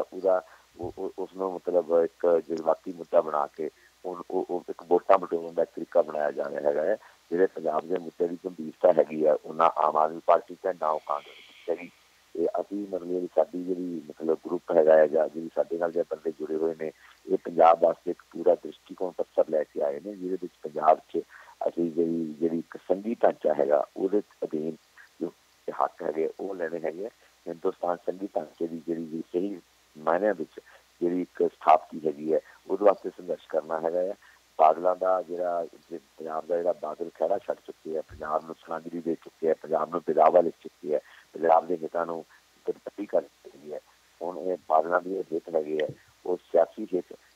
ਭਾਜਪਾ ਨਾਲ ਜੁੜ ਗਏ, ਕੇਂਦਰੀਕ੍ਰਿਤ ਪਾਰਟੀ ਨਾਲ ਜੁੜ ਗਏ ਹੈਗੇ ਹੈ। ਜਿਹੜੇ ਆਰਥਿਕ ਹਿੱਤ ਹੈਗੇ ਹੈ ਉਹ ਹਿੰਦੁਸਤਾਨ ਦੇ ਕਾਰਪੋਰੇਟ ਸੈਕਟਰ ਨਾਲ ਜਿਹੜਾ ਧਰਾਟਾਂ ਨਾਲ ਜੁੜ ਚੁੱਕੇ ਹੈਗੇ ਹੈ। ਅਕਾਲੀ ਦਲ ਦੇ ਪੰਜਾਬ 'ਚ ਕੋਈ ਹਿੱਤ ਨਹੀਂ ਹੈਗੇ ਹੈ। ਇਸ ਕਰਕੇ ਅਕਾਲੀ ਦਲ ਨੇ ਥਾਂ ਖਾਲੀ ਕੀਤਾ ਹੈ। ਜਿਹੜਾ ਅਕਾਲੀ ਦਲ ਨੇ ਪੰਜਾਬ ਨੂੰ ਵਿਦਾਵਾ ਲਿਖਿਆ ਹੈਗਾ, ਉਹ ਥਾਂ ਅਸੀਂ ਭਰਨਾ ਹੈਗਾ। ਪੰਜਾਬ ਨੂੰ ਇੱਕ ਮਜ਼ਬੂਤ ਖੇਤਰੀ ਪਾਰਟੀ ਦੀ ਲੋੜ ਹੈ, ਜਿਹੜੀ ਪੰਜਾਬ ਦੇ ਪਾਣੀਆਂ ਦੀ, ਪੰਜਾਬ ਦੇ ਇਲਾਕਿਆਂ ਦੀ, ਪੰਜਾਬ ਦੀਆਂ ਜਿਹੜੀਆਂ ਸਿਆਸੀ ਆਕਾਂਖਾਵਾਂ ਹੈਗੀਆਂ, ਜਿਹੜੀਆਂ ਧਾਰਮਿਕ ਆਕਾਂਖਾਵਾਂ ਹੈਗੀਆਂ, ਜਿਹੜੀਆਂ ਪੰਜਾਬ ਦੀਆਂ ਸਮਾਜਿਕ ਆਕਾਂਖਾਵਾਂ ਹੈਗੀਆਂ, ਜਿਹੜੀਆਂ 21ਵੀਂ ਸਦੀ ਦੇ ਪੰਜਾਬ ਦੀਆਂ ਯੂਥ ਦੀਆਂ, ਔਰਤਾਂ ਦੀਆਂ, ਕਿਸਾਨਾਂ ਦੀਆਂ, ਜੋ ਉਹਨਾਂ ਦੀਆਂ ਜਿਹੜੀਆਂ ਹੈਗੀਆਂ, ਉਹਨਾਂ ਦੀ ਪੂਰਤੀ ਵਾਸਤੇ ਪੰਜਾਬ ਦੇ ਹਿੱਤਾਂ ਨੂੰ ਧਿਆਨ 'ਚ ਰੱਖਦੇ ਹੋਏ, ਨਾ ਕਿ ਦਿੱਲੀ ਤੋਂ ਹੁਕਮ ਪ੍ਰਾਪਤ ਕਰਕੇ ਪਾਰਟੀ ਜਿਹੜੀ ਚੱਲੇ, ਉਹ ਪੰਜਾਬੀਆਂ ਨੂੰ ਮਨਜ਼ੂਰ ਨਹੀਂ ਹੈਗੀ, ਉਹ ਸਾਨੂੰ ਮਨਜ਼ੂਰ ਨਹੀਂ ਹੈਗੀ ਹੈ। ਅਸੀਂ ਉਸ ਪਾਰਟੀ ਦੀ ਨੀਂਹ ਰੱਖਣ ਜਾ ਰਹੇ ਹਾਂ। ਉਸ ਪਾਰਟੀ ਦਾ ਅਸੀਂ ਏਜੰਡਾ ਲੋਕਾਂ ਤੱਕ ਲੈ ਕੇ ਜਾ ਰਹੇ ਹਾਂ। ਸੀਟਾਂ ਦਾ ਚਾਹੇ 20 ਲੜੀਏ, ਚਾਹੇ 50 ਲੜੀਏ, ਚਾਹੇ ਉਹ ਅਲੱਗ ਗੱਲ ਹੈਗੀ ਹੈ। ਪਰ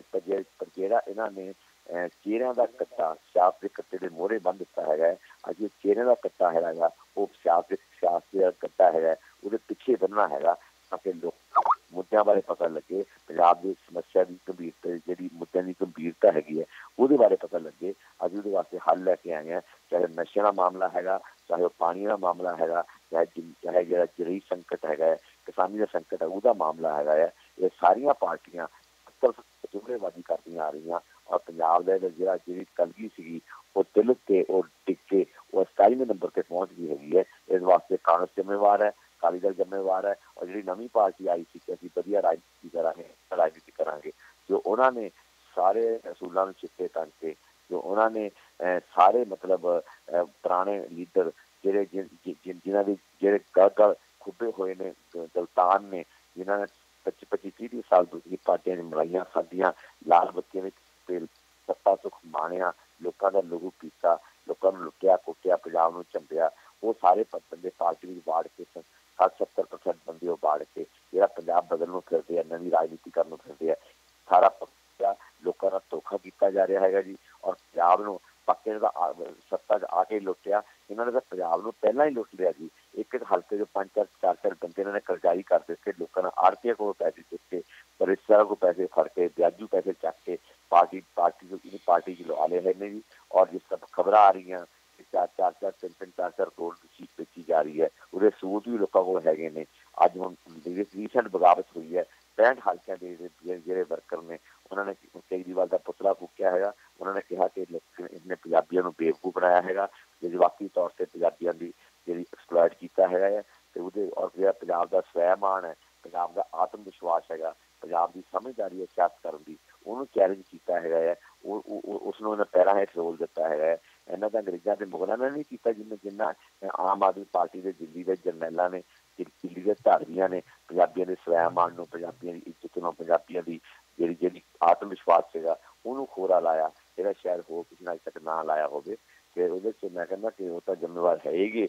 ਦਿੱਲੀ ਦੇ ਧਾਰਮਿਕ ਕੇਜਰੀਵਾਲ ਗੈਂਗ ਜਿਹੜਾ ਹੈਗਾ ਹੈ। ਬਲਕਿ ਜਿਹੜੇ ਪੰਜਾਬ ਦੇ ਲੀਡਰ ਨੇ, ਚਾਹੇ ਉਹ ਖਹਿਰਾ ਹੈਗਾ, ਚਾਹੇ ਉਹ ਸੰਧੂ ਹੈਗਾ, ਚਾਹੇ ਉਹ ਭਗਵੰਤ ਮਾਨ ਹੈਗਾ, ਇਹਨਾਂ ਦਾ ਵੀ ਜਿਹੜਾ ਪੰਜਾਬੀ ਲੋਕਾਂ ਦਾ ਸਵੈਮਾਨ ਹੈ, ਪੰਜਾਬੀ ਲੋਕਾਂ ਦਾ ਆਤਮ ਵਿਸ਼ਵਾਸ ਹੈ, ਪੰਜਾਬੀ ਲੋਕਾਂ ਦਾ ਵਿਰਸਾ ਧਰੋਹਰ ਹੈ,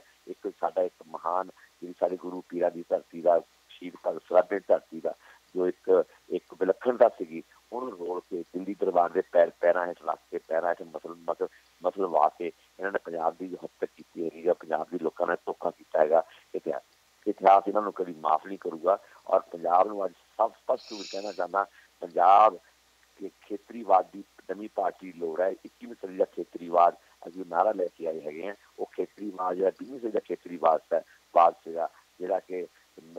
ਰਜਵਾੜਾ ਸ਼ਾਹੀ ਜਾਂ ਮਤਲਬ ਜਿਹੜੀ ਜਿਹਨੂੰ ਕਹਿੰਦੇ ਆ ਫਿਊਡਲ ਗ੍ਰੈਂਡਿਓਰ, ਉਹਦੇ ਥੱਲੇ ਆ ਕੇ ਉਹਦੇ ਪ੍ਰਭਾਵ ਹੇਠ ਪੈਸੇ ਧਨ ਦੌਲਤ ਦੇ ਅੰਬਾਰ ਨਾਲ ਦੇ ਵਿੱਚ ਨਿੱਧਰ ਗਿਆ ਔਰ ਉਹ ਜਾ ਕੇ ਚਾਰ ਵਾਲੇ ਸੈਂਟਰ ਨਾਲ ਉਸ ਦੇ ਉਲਟ ਇੱਕ ਪੰਜਾਬ ਲੋਕਾਂ ਦੀ ਸਹੀ ਹਿੱਤਾਂ ਦੀ ਨੁਮਾਇੰਦਗੀ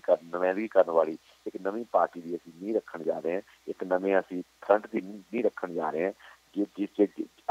ਅਸੀਂ ਚਾਹੇ ਸੱਤਾ ਦੀ ਦੌੜ ਸ਼ਾਮਲ ਹੋਈਏ ਚਾਹੇ ਨਾ ਹੋਈਏ, ਅਸੀਂ ਪੰਜਾਬ ਦੀ ਦੌੜ ਵਿੱਚ ਸ਼ਾਮਲ ਹੈ ਔਰ ਜ਼ੋਰ ਸ਼ੋਰ ਨਾਲ ਪੰਜਾਬ ਦੀ ਦੌੜ ਸ਼ਾਮਲ ਹੋਵਾਂਗੇ ਜੀ। ਡਾਕਟਰ ਗਾਂਧੀ ਸਾਹਿਬ, ਤੁਸੀਂ ਜਿੱਦਾਂ ਕਹਿ ਰਹੇ ਜੋ ਕਿ ਤੁਸੀਂ ਕੋਸ਼ਿਸ਼ ਕਰੋਗੇ 20 ਜਾਂ 50 ਸੀਟਾਂ ਤੇ ਲੜੇ, ਸੀਟਾਂ ਮੈਟਰ ਨਹੀਂ ਆ, ਪਰ ਆਪਣੀ ਹੋਂਦ ਜ਼ਰੂਰ ਆਉਣ ਵਾਲੀ ਇਲੈਕਸ਼ਨ ਦੇ ਵਿੱਚ ਦਰਜ ਕਰੋਗੇ। ਥੋੜੀ ਜੀ ਮੈਂ ਤਾਮਿਲਨਾਡੂ ਦੀ ਇਲੈਕਸ਼ਨ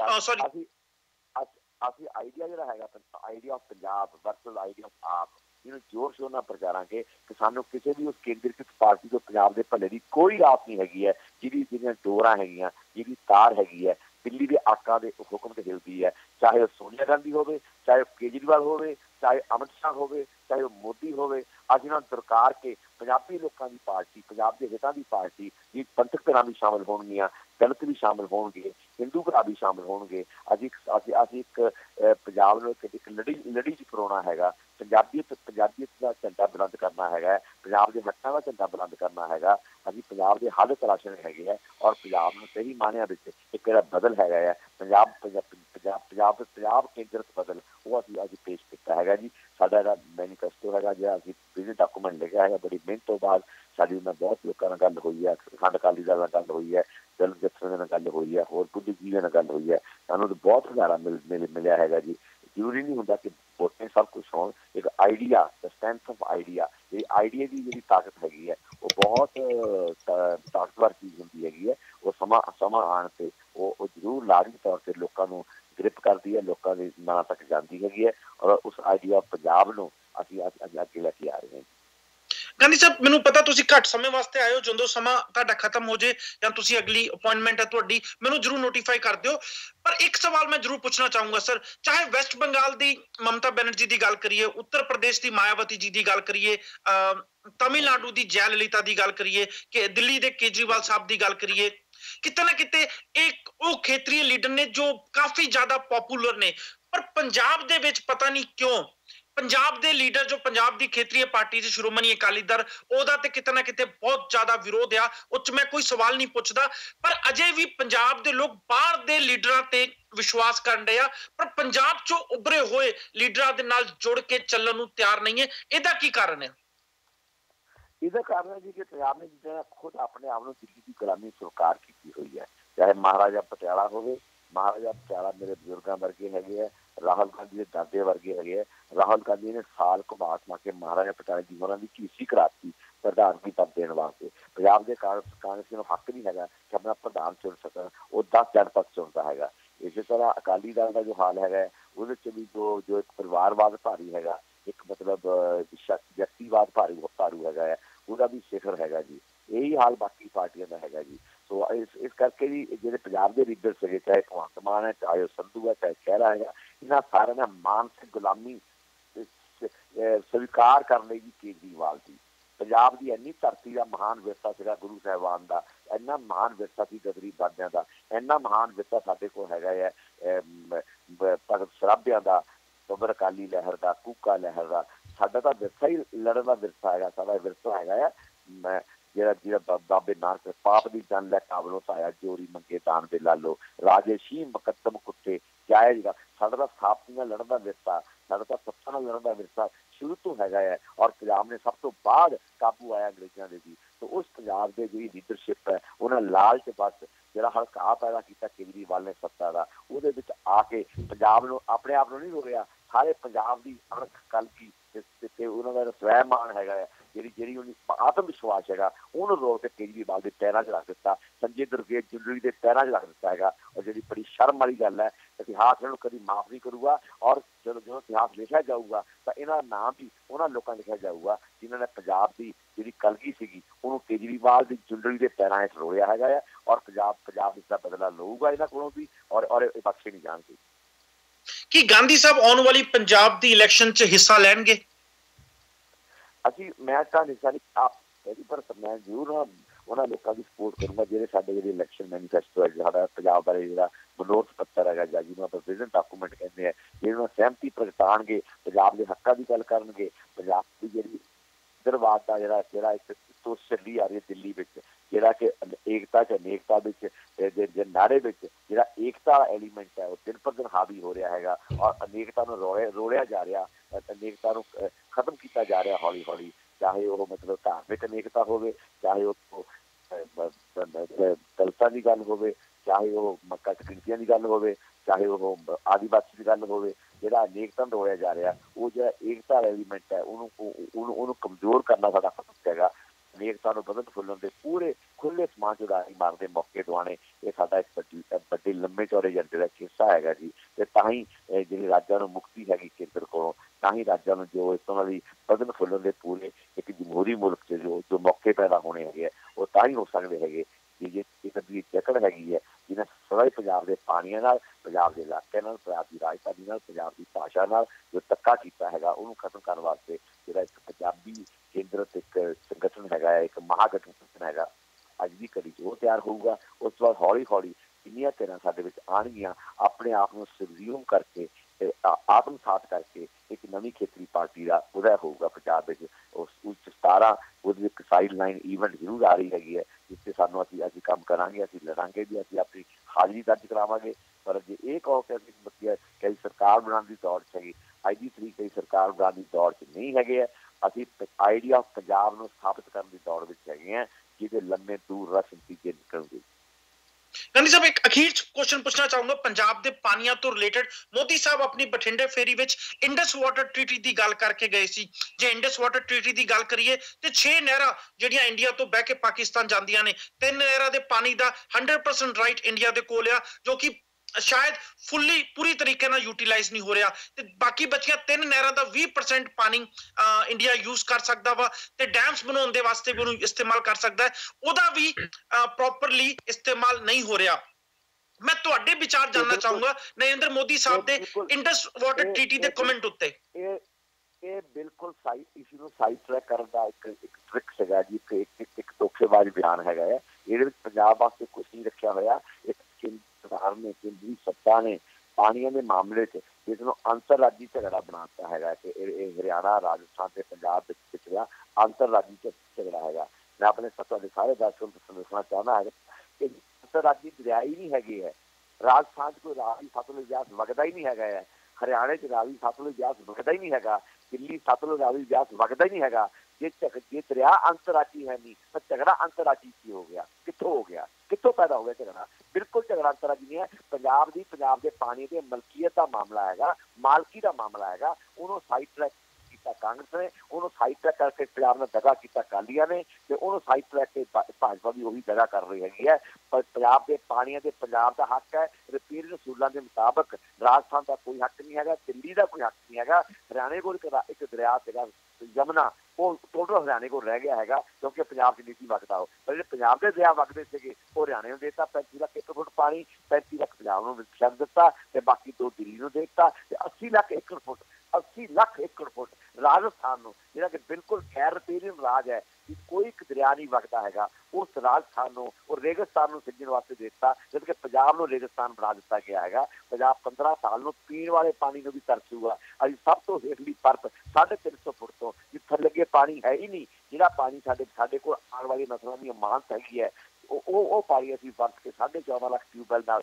ਪੰਜਾਬ ਜੋ ਝੋਨਾ ਤੇ ਕਣਕ ਉਗਾ ਕੇ ਹਿੰਦੁਸਤਾਨ ਦਾ ਢਿੱਡ ਭਰਦੇ ਪਏ ਹੈਗੇ ਆ ਉਹ ਪਾਣੀ ਅਸੀਂ ਖਤਮ ਕਰਨ ਲੱਗੇ ਹੋਏ ਆ ਔਰ ਪੰਜਾਬ ਦੀ ਦਸ਼ਾ ਹੋਣ ਜਾ ਰਹੀ ਹੈਗੀ ਹੈ ਉਹ ਸੋਚ ਕੇ ਦਿਲ ਕੰਬ ਉੱਠਦਾ ਹੈਗਾ ਹੈ ਔਰ ਸਾਰੀਆਂ ਪਾਰਟੀਆਂ ਇਸ ਮਾਮਲੇ 'ਚ ਸਿਆਸਤ ਕਰ ਰਹੀਆਂ ਹੈਗੀਆਂ ਸਾਡੇ ਵਾਸਤੇ ਪਾਣੀ ਮਾਮਲਾ ਸਿਆਸਤ ਨਹੀਂ ਹੈਗਾ ਜ਼ਿੰਦਗੀ ਮੌਤ ਦਾ ਸਵਾਲ ਹੈਗਾ ਪੰਜਾਬ ਦੇ ਵਾਸਤੇ ਪੰਜਾਬ ਦੇ ਭਵਿੱਖ ਦਾ ਸਵਾਲ ਹੈ ਆਉਣ ਵਾਲੀ ਨਸਲਾਂ ਦੀ ਜ਼ਿੰਦਾ ਰਹਿਣ ਦਾ ਸਵਾਲ ਹੈਗਾ ਔਰ ਅਸੀਂ ਇਹਨੂੰ ਇਸੇ ਸ਼ਿੱਦਤ ਨਾਲ ਇਸੇ ਇਮਾਨਦਾਰੀ ਨਾਲ ਔਰ ਇਸੇ ਤੀਖਰਤਾ ਨਾਲ ਅਸੀਂ ਨਿਭਾਵਾਂਗੇ ਔਰ ਅਸੀਂ ਲੜਾਂਗੇ ਥੈਂਕ ਯੂ ਸਰ ਇੱਕ ਵਾਰ ਫਿਰ ਤੋਂ ਸਾਡੇ ਨਾਲ ਸ਼ਾਰਟ ਨੋਟਿਸ ਤੇ ਜੁੜਨ ਵਾਸਤੇ ਥੈਂਕ ਯੂ ਸਰ ਇਸ ਨੂੰ ਡਾਕਟਰ ਧਰਮਵੀਰ ਗਾਂਧੀ ਜੀ ਜੋ ਕਿ ਆਪਣੀ ਪਾਰਟੀ ਵੱਲੋਂ ਪੰਜਾਬ ਦੀ ਆਉਣ ਵਾਲੀ ਇਲੈਕਸ਼ਨ ਦੇ ਵਿੱਚ ਹਿੱਸਾ ਲਿਆ ਜਾਊਗਾ ਜਾਂ ਕੀ ਸਟ੍ਰੈਟਜੀ ਅਪਣਾਈ ਜਾਊਗੀ ਉਹ ਤੁਹਾਡੇ ਨਾਲ ਸਾਂਝੀ ਕਰ ਰਹੇ ਸੀ ਵਾਪਸ ਅਸੀਂ ਆਪਣੇ ਕੁਐਸਚਨ ਤੇ ਜਾਵਾਂਗੇ ਸੀਪੀ ਸਿੰਘ ਜੀ ਤੁਸੀਂ ਜਵਾਬ ਦੇ ਰਹੇ ਸੀ ਮੈਂ ਚਾਹੂੰਗਾ ਤੁਸੀਂ ਕੰਟੀਨਿਊ ਕਰੋ ਪਲੀਜ਼ ਹਰਪ੍ਰੀਤ ਜੀ ਬਿਲਕੁਲ ਉਸ ਜਵਾਬ ਨੂੰ ਕੰਟੀਨਿਊ ਕਰਨ ਤੋਂ ਪਹਿਲਾਂ ਮੈਂ ਥੋੜਾ ਜਿਹਾ ਧਰਮਵੀਰ ਗਾਂਧੀ ਜੀ ਦੇ ਜੇ ਤੁਸੀਂ ਮੈਨੂੰ ਅਲਾਉ ਕਰੋ ਤਾਂ ਮੈਂ ਉਹਦੇ ਉੱਪਰ ਥੋੜਾ ਜਿਹਾ ਵਿਚਾਰ ਰੱਖਣਾ ਚਾਹੁੰਦਾ please go ahead Dharamvir Gandhi ji ਬਹੁਤ ਅੱਛੇ ਵਿਚਾਰ ਰੱਖਦੇ ਆ ਜਦੋਂ ਵੀ ਕਦੀ ਸਟੇਜ ਤੇ ਬੋਲਦੇ ਆ ਜਾਂ ਕਦੀ ਇੰਟਰਵਿਊਜ਼ 'ਚ ਬੋਲਦੇ ਨੇ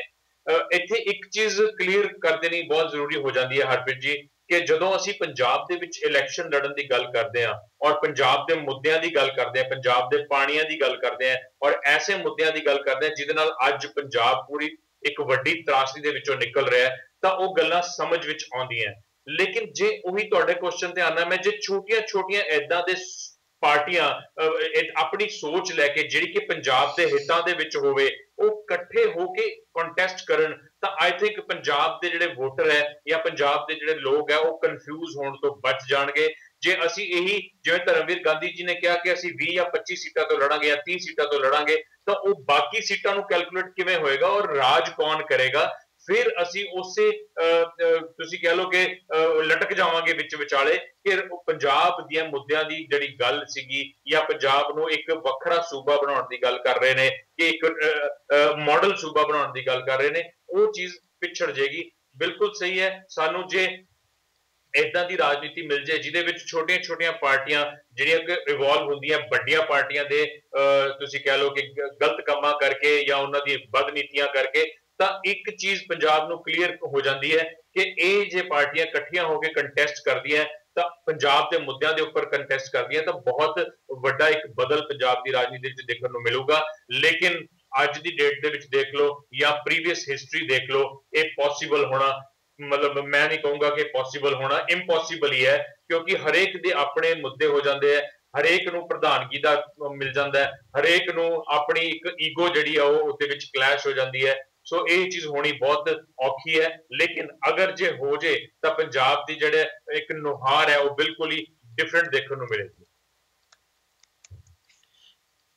जे मैं टीएमसी ते जो वापस सवाल मैं कीता सी कि ये सारियां पार्टियां जे इंस्टेड ऑफ पूरे इंडिया विच एक्सपेंड करन दी जगह जोना च वंड के अपने आप प्रचार करन ते शायद ये सारियां पार्टियां एक बढ़िया गठबंधन बना के आने वाली इलेक्शन दे विच बीजेपी के खिलाफ लड़ सकन। मैं ये नहीं कह रहा कि ये मेरी राय है कि वो सब कट्ठियां होकर बीजेपी के खिलाफ लड़न, क्योंकि सारियां पार्टियां एग्जैक्टली यही स्ट्रैटेजी या यही पॉलिसी ते चल रही ने, पर बार बार अपनी पार्टी का प्रचार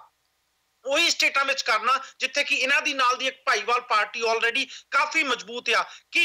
इहदा इन्हां नूं नुकसान होऊगा या नहीं? अजीत जी। बिल्कुल हो रहा है जी। देखो ये जिन्ने लीडर ने, चाहे यूपी दे मुलायम सिंह बैठे ने, नीतीश कुमार बिहार च बैठे ने, बीबी ममता उत्थे बैठी ने बंगाल दे विच,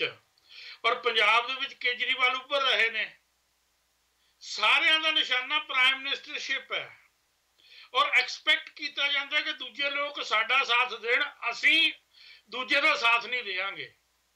किसी को इहो जी कैपेसिटी नहीं कि पूरे हिंदुस्तान दे विच जाके वो अपने आप को इन्ने समर्थ कर सकन कि बीजेपी दे या किसी हद तक कांग्रेस दे अगेंस्ट वो पूरे हिंदुस्तान च अपनी ताकत बना सकन। सो यही एक चीज़ है जिसका फायदा जिहड़ी राजकर दी पार्टी पहला कांग्रेस उठाउंदी रही है, हुण बीजेपी उठा रही है, क्योंकि खेतरी लोग पार्टियां जिहड़ी भी हैगी वो एक प्लेटफार्म ते आ ही नहीं सकदियां हैगियां, ते जिहदे कदे कोशिश हो जाती है पोलीटिकल मनूवरिंग हो जाती है जिहड़ी ताकतवर पार्टी है उहदे वल्लों, ते वो फिर बिखर जाती है। तुसीं हिंदुस्तान की तो सारे दी कर रहे हो, हुणी गांधी जी गल कर रहे सी, गांधी जी उस फकीरी वाली सियासत की दुहाई दे रहे ने, पर अज दी पंजाब दे विच जिहड़ी 5 स्टार पॉलिटिक्स दा रिवाज पै गया, हर कोई बंदा जिहड़ा पॉलिटिक्स एंटर करना चाहुंदा है वो एक शाही जिंदगी जिहो जे अज दे पॉलिटिशियन जिहड़े कामयाब हो चुके ने, जिन्हां ने राज कर लिया या जिहड़े अज कामयाब होकर राज करन दे दावे कर रहे ने, कामयाबी का भाव मेरा पॉलिटिक्स कामयाब है, राज सत्ता प्राप्त करने शायद नहीं अजे होए, उस तरह की जिंदगी नूं अखां दे विच सुपने सजा के तां वो अगे वधना चाहुंदे ने। तो उत्थे मैं तां यही सोचदा है कि ये फकीरी वाली राजनीति वास्ते कित्थों मिलणगे लोग पंजाब दे विचों, जे कोई उस तरह की राज पार्टी खड़ी करनी चाहता होवे जिथे कोई पॉलिटिक्स च कुछ ना खटना चाहता होवे, सिर्फ लोक सेवा करनी चाहता होवे। सो ये कारणा करके ना तो हिंदुस्तान दे विच एक फ्रंट बन रहा है इहो जिहा, क्योंकि एक फ्रंट बनाने वेले जरूर बहुते लोगों को त्याग करना पैंदा है, एक बंदे नूं अगे लाउणा पैंदा है,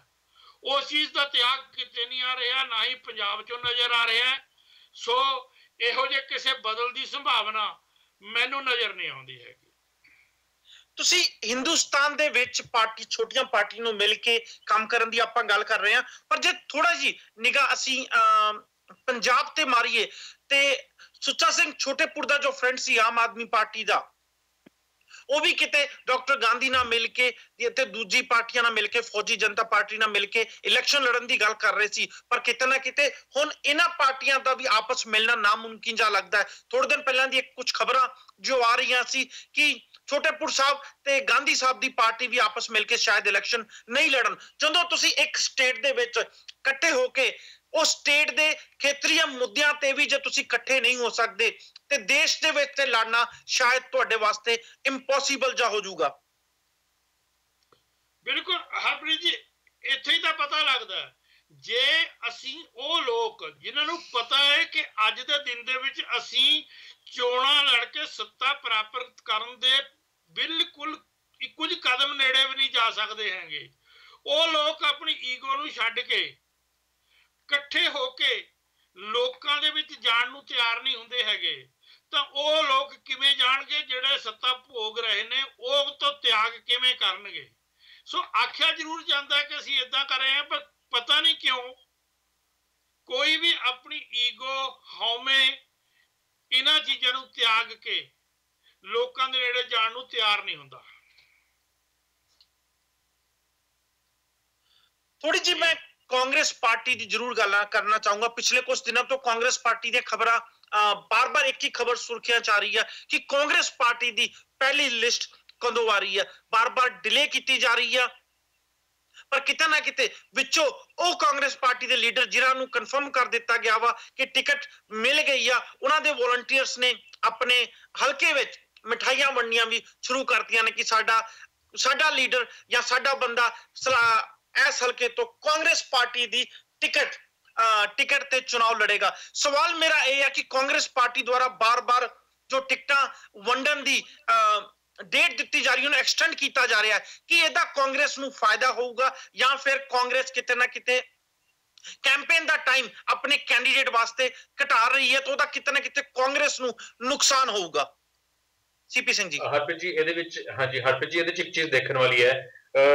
ਜੋ ਮੈਨੂੰ ਲੱਗਦਾ ਉਹਨਾਂ ਦੀ ਸਟ੍ਰੈਟਜੀ ਕੈਪਟਨ ਸਾਹਿਬ ਦੀ ਕਹਿ ਲਓ ਜਾਂ ਸੈਂਟਰ ਦੇ ਵਿੱਚ ਸੋਨੀਆ ਗਾਂਧੀ ਜਾਂ ਰਾਹੁਲ ਗਾਂਧੀ ਦੀ ਸਟ੍ਰੈਟਜੀ ਪੰਜਾਬ ਦੀ, ਉਹ ਇਹ ਲੈ ਕੇ ਚੱਲ ਰਹੇ ਹੈ ਕਿ ਜਿੰਨੀ ਲੇਟ ਅਸੀਂ ਲਿਸਟ ਡਿਸਕਲੋਜ਼ ਕਰਾਂਗੇ ਉਹਨੇ ਜਿਹੜੇ ਰੈਬਲਸ ਹੋਣਗੇ, ਉਹਨੇ ਜਿਹੜੇ ਉਹਨਾਂ ਚੋਂ ਨਾਰਾਜ਼ ਹੋਏ ਕੈਂਡੀਡੇਟ ਜਾਂ ਵਲੰਟੀਅਰਸ ਹੋਣਗੇ, ਉਹਨਾਂ ਨੂੰ ਟਾਈਮ ਘੱਟ ਮਿਲੇਗਾ ਔਰ ਸ਼ਾਇਦ ਉਹ ਮਤਲਬ ਉਹਨਾਂ ਦੇ ਮਨ ਦੇ ਵਿੱਚ ਇਹ ਹੈ ਕਿ ਇਹ ਉਹ ਚੀਜ਼ ਨੂੰ ਅਸੀਂ ਕਵਰ ਅਪ ਜਲਦੀ ਕਰ ਲਾਂਗੇ ਤਾਂ ਕਿਉਂਕਿ टाइम नहीं जड़ा बचेगा, इसे करके वो थोड़ा डिले कर रहे हैं। लेकिन इस चीज का अल्टीमेटली कांग्रेस को मेरे हिसाब नाल लॉस होना होएगा क्योंकि जिन्नी लेट तुसी लिस्ट जारी करोगे उन्ना टाइम घट उस कैंडीडेट को अपनी कंस्टिट्यूएंसी दे विच लोकां नूं मिलण लई मिलेगा। और जिथों तक कैप्टन साहब की स्ट्रैटेजी है, जो असीं उन्हां नूं पुछदे भी हां कि सीएम कैंडीडेट कौन होएगा या वो कौन होएगा, इहदा नाम भी वो हले गुरेज कर लैंदे ने। हालांकि ये चीज क्लीयर है कि कैप्टन साहब नूं सीएम कैंडीडेट बनाया जा सकता है, लेकिन हरप्रीत जी सीपी सिंह जी ਇਹਦੇ ਵਿੱਚ ਇਹ ਬੜੀ आई थिंक सीपी सिंह जी दी कुछ आवाज ਮੈਨੂੰ ਲੱਗਦਾ मेरी आवाज थोड़ी तक नहीं आ रही शायद। हां जी CP Singh ji please go ahead. CP Singh ji अपनी गल पूरी कर लो please. I am not sure जे सीपी सिंह दी जी आवाज कुछ इशू आ रहा है, पर जे मैं कांग्रेस दी स्ट्रैटेजी की गल करा तो कांग्रेस काफी हद तक अपनी टिकटां ते ਉਹਨਾਂ ਦੀ ਟਿਕਟਾਂ ਤੇ ਕਿਹੜੇ ਕੈਂਡੀਡੇਟ ਲੜ ਰਹੇ ਨੇ ਇਸ ਚੀਜ਼ ਨੂੰ ਆਲਰੇਡੀ ਸੂਚੀ ਤਿਆਰ ਕਰ ਚੁੱਕੀ ਆ। ਪਰ ਉਹ ਲੀਡਰ ਜੋ ਦੂਜੀਆਂ ਪਾਰਟੀਆਂ ਤੋਂ ਆਏ ਨੇ ਤੇ ਨਾਮੀ ਲੀਡਰ ਨੇ, ਜਿਹਦੇ ਵਿੱਚ ਕਈ ਲੀਡਰ ਜੋ ਅਕਾਲੀ ਦਲ ਤੋਂ ਆਏ ਨੇ, ਬੁਲੇਰੀਆ ਸਾਹਿਬ, ਜਾਂ ਫਿਰ ਬੀਜੇਪੀ ਤੋਂ ਆਏ ਨਵਜੋਤ ਕੌਰ ਸਿੱਧੂ, ਪ੍ਰਗਟ ਸਿੰਘ ਅਕਾਲੀ ਦਲ ਤੋਂ ਆਏ, ਇਦਾਂ ਦੇ ਕਈ ਲੀਡਰ ਨੇ। ਕਿਤੇ ਨਾ ਕਿਤੇ ਕਾਂਗਰਸ ਪਾਰਟੀ ਅਜੇ ਵੀ ਡਿਸਾਈਡ ਨਹੀਂ ਕਰ ਪਾ ਰਹੀ ਕਿ ਉਹ ਆਪਣੇ उस हल्के दे जो कैंडीडेट उन्होंने ऑलरेडी जुड़े हुए सी उन्होंने टिकटा देवे या फिर आने वाले लीडर टिकटा देवे। कांग्रेस पार्टी का एक रेजोल्यूशन पास किया गया सी थोड़े चिर पहला, आई एम नॉट श्योर एग्जैक्टली कितने चिर पहला, जिहदे विच कि जे कोई दूजी पार्टी तो बंदा कांग्रेस पार्टी विच आंदा वा ਤੇ ਉਸ ਬੰਦੇ ਨੂੰ 3 ਸਾਲ ਦਾ ਕੂਲਿੰਗ ਆਫ ਪੀਰੀਅਡ ਦਿੱਤਾ ਜਾਊਗਾ। ਕੁਝ ਰਾਈਡਿੰਗ ਤੇ ਜਿੱਥੇ ਕਿ ਅਕਾਲੀ ਦਲ ਜਾਂ ਫਿਰ ਦੂਜੀਆਂ ਪਾਰਟੀਆਂ ਤੋਂ ਕਾਂਗਰਸ ਪਾਰਟੀ ਦੇ ਵਿੱਚ ਕੈਂਡੀਡੇਟਸ ਆਏ ਨੇ ਤੇ ਸਟਰੋਂਗ ਲੀਡਰ ਆਏ ਨੇ ਤੇ ਜਿਨ੍ਹਾਂ ਨੂੰ ਉੱਥੋਂ ਦੇ ਲੋਕਲ ਕਾਂਗਰਸ ਦੇ ਵੋਲੰਟੀਅਰ ਨੂੰ ਪਤਾ ਕਿ ਇਹਨਾਂ ਨੂੰ ਟਿਕਟ ਮਿਲ ਸਕਦੀ ਆ, ਉੱਥੇ ਉਹਨਾਂ ਲੀਡਰਾਂ ਦਾ ਵਿਰੋਧ ਹੁੰਦਾ ਵੀ ਦਿਖ ਰਿਹਾ ਵਾ ਤੇ ਕਿਤੇ ਨਾ ਕਿਤੇ ਕਾਂਗਰਸ ਉਸ ਵਿਰੋਧ ਨੂੰ ਵੀ ਕੰਟਰੋਲ ਕਰਨਾ ਚਾਹੁੰਦੀ ਆ। ਅਜੀਤ ਜੀ।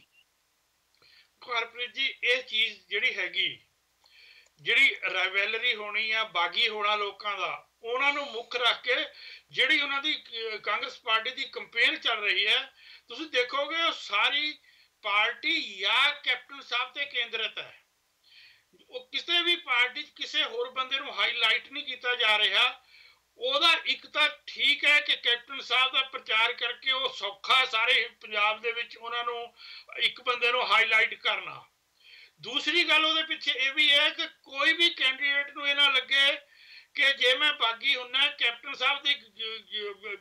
ਤੋਂ ਬਾਗੀ ਹੁੰਨਾ, ਇਹਨਾਂ ਦੇ ਨੇਤਾਗਿਰੀ ਤੋਂ ਬਾਗੀ ਹੁੰਨਾ, ਤਾਂ ਮੈਂ ਆਪਣੀ ਥਾਂ ਬਣਾ ਸਕਦਾ। ਔਰ ਡਿਲੇ ਕਰਨ ਦਾ ਇਹੀ ਕਾਰਨ ਹੈ ਕਿ ਇੰਨਾ ਕੁ ਥੋੜਾ ਟਾਈਮ ਦਿੱਤਾ ਜਾਵੇ, ਕਿਉਂਕਿ ਇਹ ਵੀ ਗੱਲ ਸਪਸ਼ਟ ਹੈ ਜਿਨ੍ਹਾਂ ਲੋਕਾਂ ਦੀ ਸੀਟ ਪੱਕੀ ਆ ਉਹਨਾਂ ਨੂੰ ਸਿਗਨਲ ਕਰ ਦਿੱਤਾ ਗਿਆ ਕਿ ਤੁਸੀਂ ਆਪਣਾ ਕੰਮ ਕਰੋ, ਤੁਹਾਡੀ ਸੀਟ ਪੱਕੀ ਹੈ। ਸਿਰਫ ਜਿੱਥੇ ਕੁਝ ਲੋਕ ਨੇ, ਔਰ ਉਹਦੇ ਵਿੱਚ ਇਹ ਵੀ ਇੱਕ ਕਾਰਨ ਹੈ, ਭਾਵੇਂ ਕਾਂਗਰਸ ਪਾਰਟੀ ਨੇ ਕਿਹਾ ਸੀ ਕਿ ਅਸੀਂ 3 ਸਾਲ ਜਿਹੜਾ ਹੈਗਾ ਟਿਕਟ ਨਹੀਂ ਦੇਵਾਂਗੇ, ਪਰ ਕੁਝ ਲੋਕਾਂ ਨੂੰ ਟਿਕਟ ਦਿੱਤੀ ਜਾਊਗੀ। ਪਰ ਉਹ ਟਿਕਟ ਦਾ ਅਨਾਉਂਸ ਉਹਨਾਂ ਨੂੰ ਵੀ ਪੱਕਾ ਤਸੱਲੀ ਦੇ ਦਿੱਤੀ ਜਾਊਗੀ ਕਿ ਤੁਹਾਡੀ ਟਿਕਟ ਇੱਥੋਂ ਪੱਕੀ ਹੈ, ਪਰ ਅਨਾਉਂਸਮੈਂਟ ਥੋੜਾ ਸਮਾਂ ਰੱਖ ਕੇ ਕੀਤੀ ਜਾਊਗੀ, ਜਿੱਥੇ ਬਾਗੀ ਹੋਣ ਵਾਲੇ ਬੰਦੇ ਨੂੰ ਇਹ ਸੋਚਣਾ ਪਵੇਗਾ ਕਿ ਇੰਨੀ ਕੁ ਦੇਰ 'ਚ ਮੈਂ ਕੀ ਕਰ ਲੂੰਗਾ। ਜਦੋਂ ਦਿਨ ਹੀ ਕੁਛ ਰਹਿ ਜਾਂਦੇ ਹੁੰਦੇ ਨੇ ਨੋਮੀਨੇਸ਼ਨ ਦੇ, ਉੱਥੇ ਦੂਸਰਾ ਬੰਦਾ ਜਿਹੜਾ ਬਾਗੀ ਹੁੰਦਾ ਬਹੁਤਾ ਕੁਝ ਨਹੀਂ ਕਰ ਸਕਦਾ, ਕਿਉਂਕਿ ਇਸ ਚੀਜ਼ ਦਾ ਡਰ ਉਹਨਾਂ ਨੂੰ ਵੀ ਹੈਗਾ ਕਿ ਸਾਡੀ ਪਾਰਟੀ ਦੇ ਵੀ ਦੂਜੀਆਂ ਪਾਰਟੀਆਂ ਵਾਂਗੂ ਕੁਝ ਬਾਗੀ ਸੁਰਾਂ ਉੱਠ ਸਕਦੀਆਂ ਨੇ ਜਦੋਂ ਟਿਕਟਾਂ ਦਾ ਪੂਰਾ ਐਲਾਨ ਕਰ ਦਿੱਤਾ ਜਾਊਗਾ। ਮੇਰੇ ਨਾਲ ਇੱਕ ਕਾਲਰ ਜੁੜ ਚੁੱਕੇ ਨੇ। ਸਤਿ ਸ਼੍ਰੀ ਅਕਾਲ ਜੀ, ਲਾਸਟ 4 ਨੰਬਰ ਨੇ 6855। ਸਤਿ ਸ਼੍ਰੀ ਅਕਾਲ ਸਰ, ਕੀ ਕਹਿਣਾ ਚਾਹੋਗੇ? ਉਹਦੇ ਤੇ ਪੁੱਛਿਆ ਗਿਆ ਬੰਦੇ ਨੂੰ, ਮਾਨ ਸਾਹਿਬ ਬੱਚੇ ਸੀ ਨਾਲ ਉਹਨਾਂ ਦੇ ਆਪਣੇ ਗੱਲਾਂ ਦੇ ਨਾਲ, ਉਹ ਕਹਿੰਦੇ ਵੀ ਸਰਵਣ ਸਿੰਘ ਫਲੋਰ ਬਾਰੇ ਤੇ ਨਵਜੋਤ ਸਿੱਧੂ ਬਾਰੇ ਵੀ ਉਹ ਪ੍ਰਧਾਨ ਮੰਤਰੀ ਨੂੰ ਇੰਨਾ ਗਲਤ ਬੋਲਿਆ ਵੀ ਉਹ ਕਿੱਦਾਂ ਫੇਸ ਕਰੂਗਾ ਲੋਕਾਂ ਸਾਹਮਣੇ ਆ ਕੇ। ਉਹ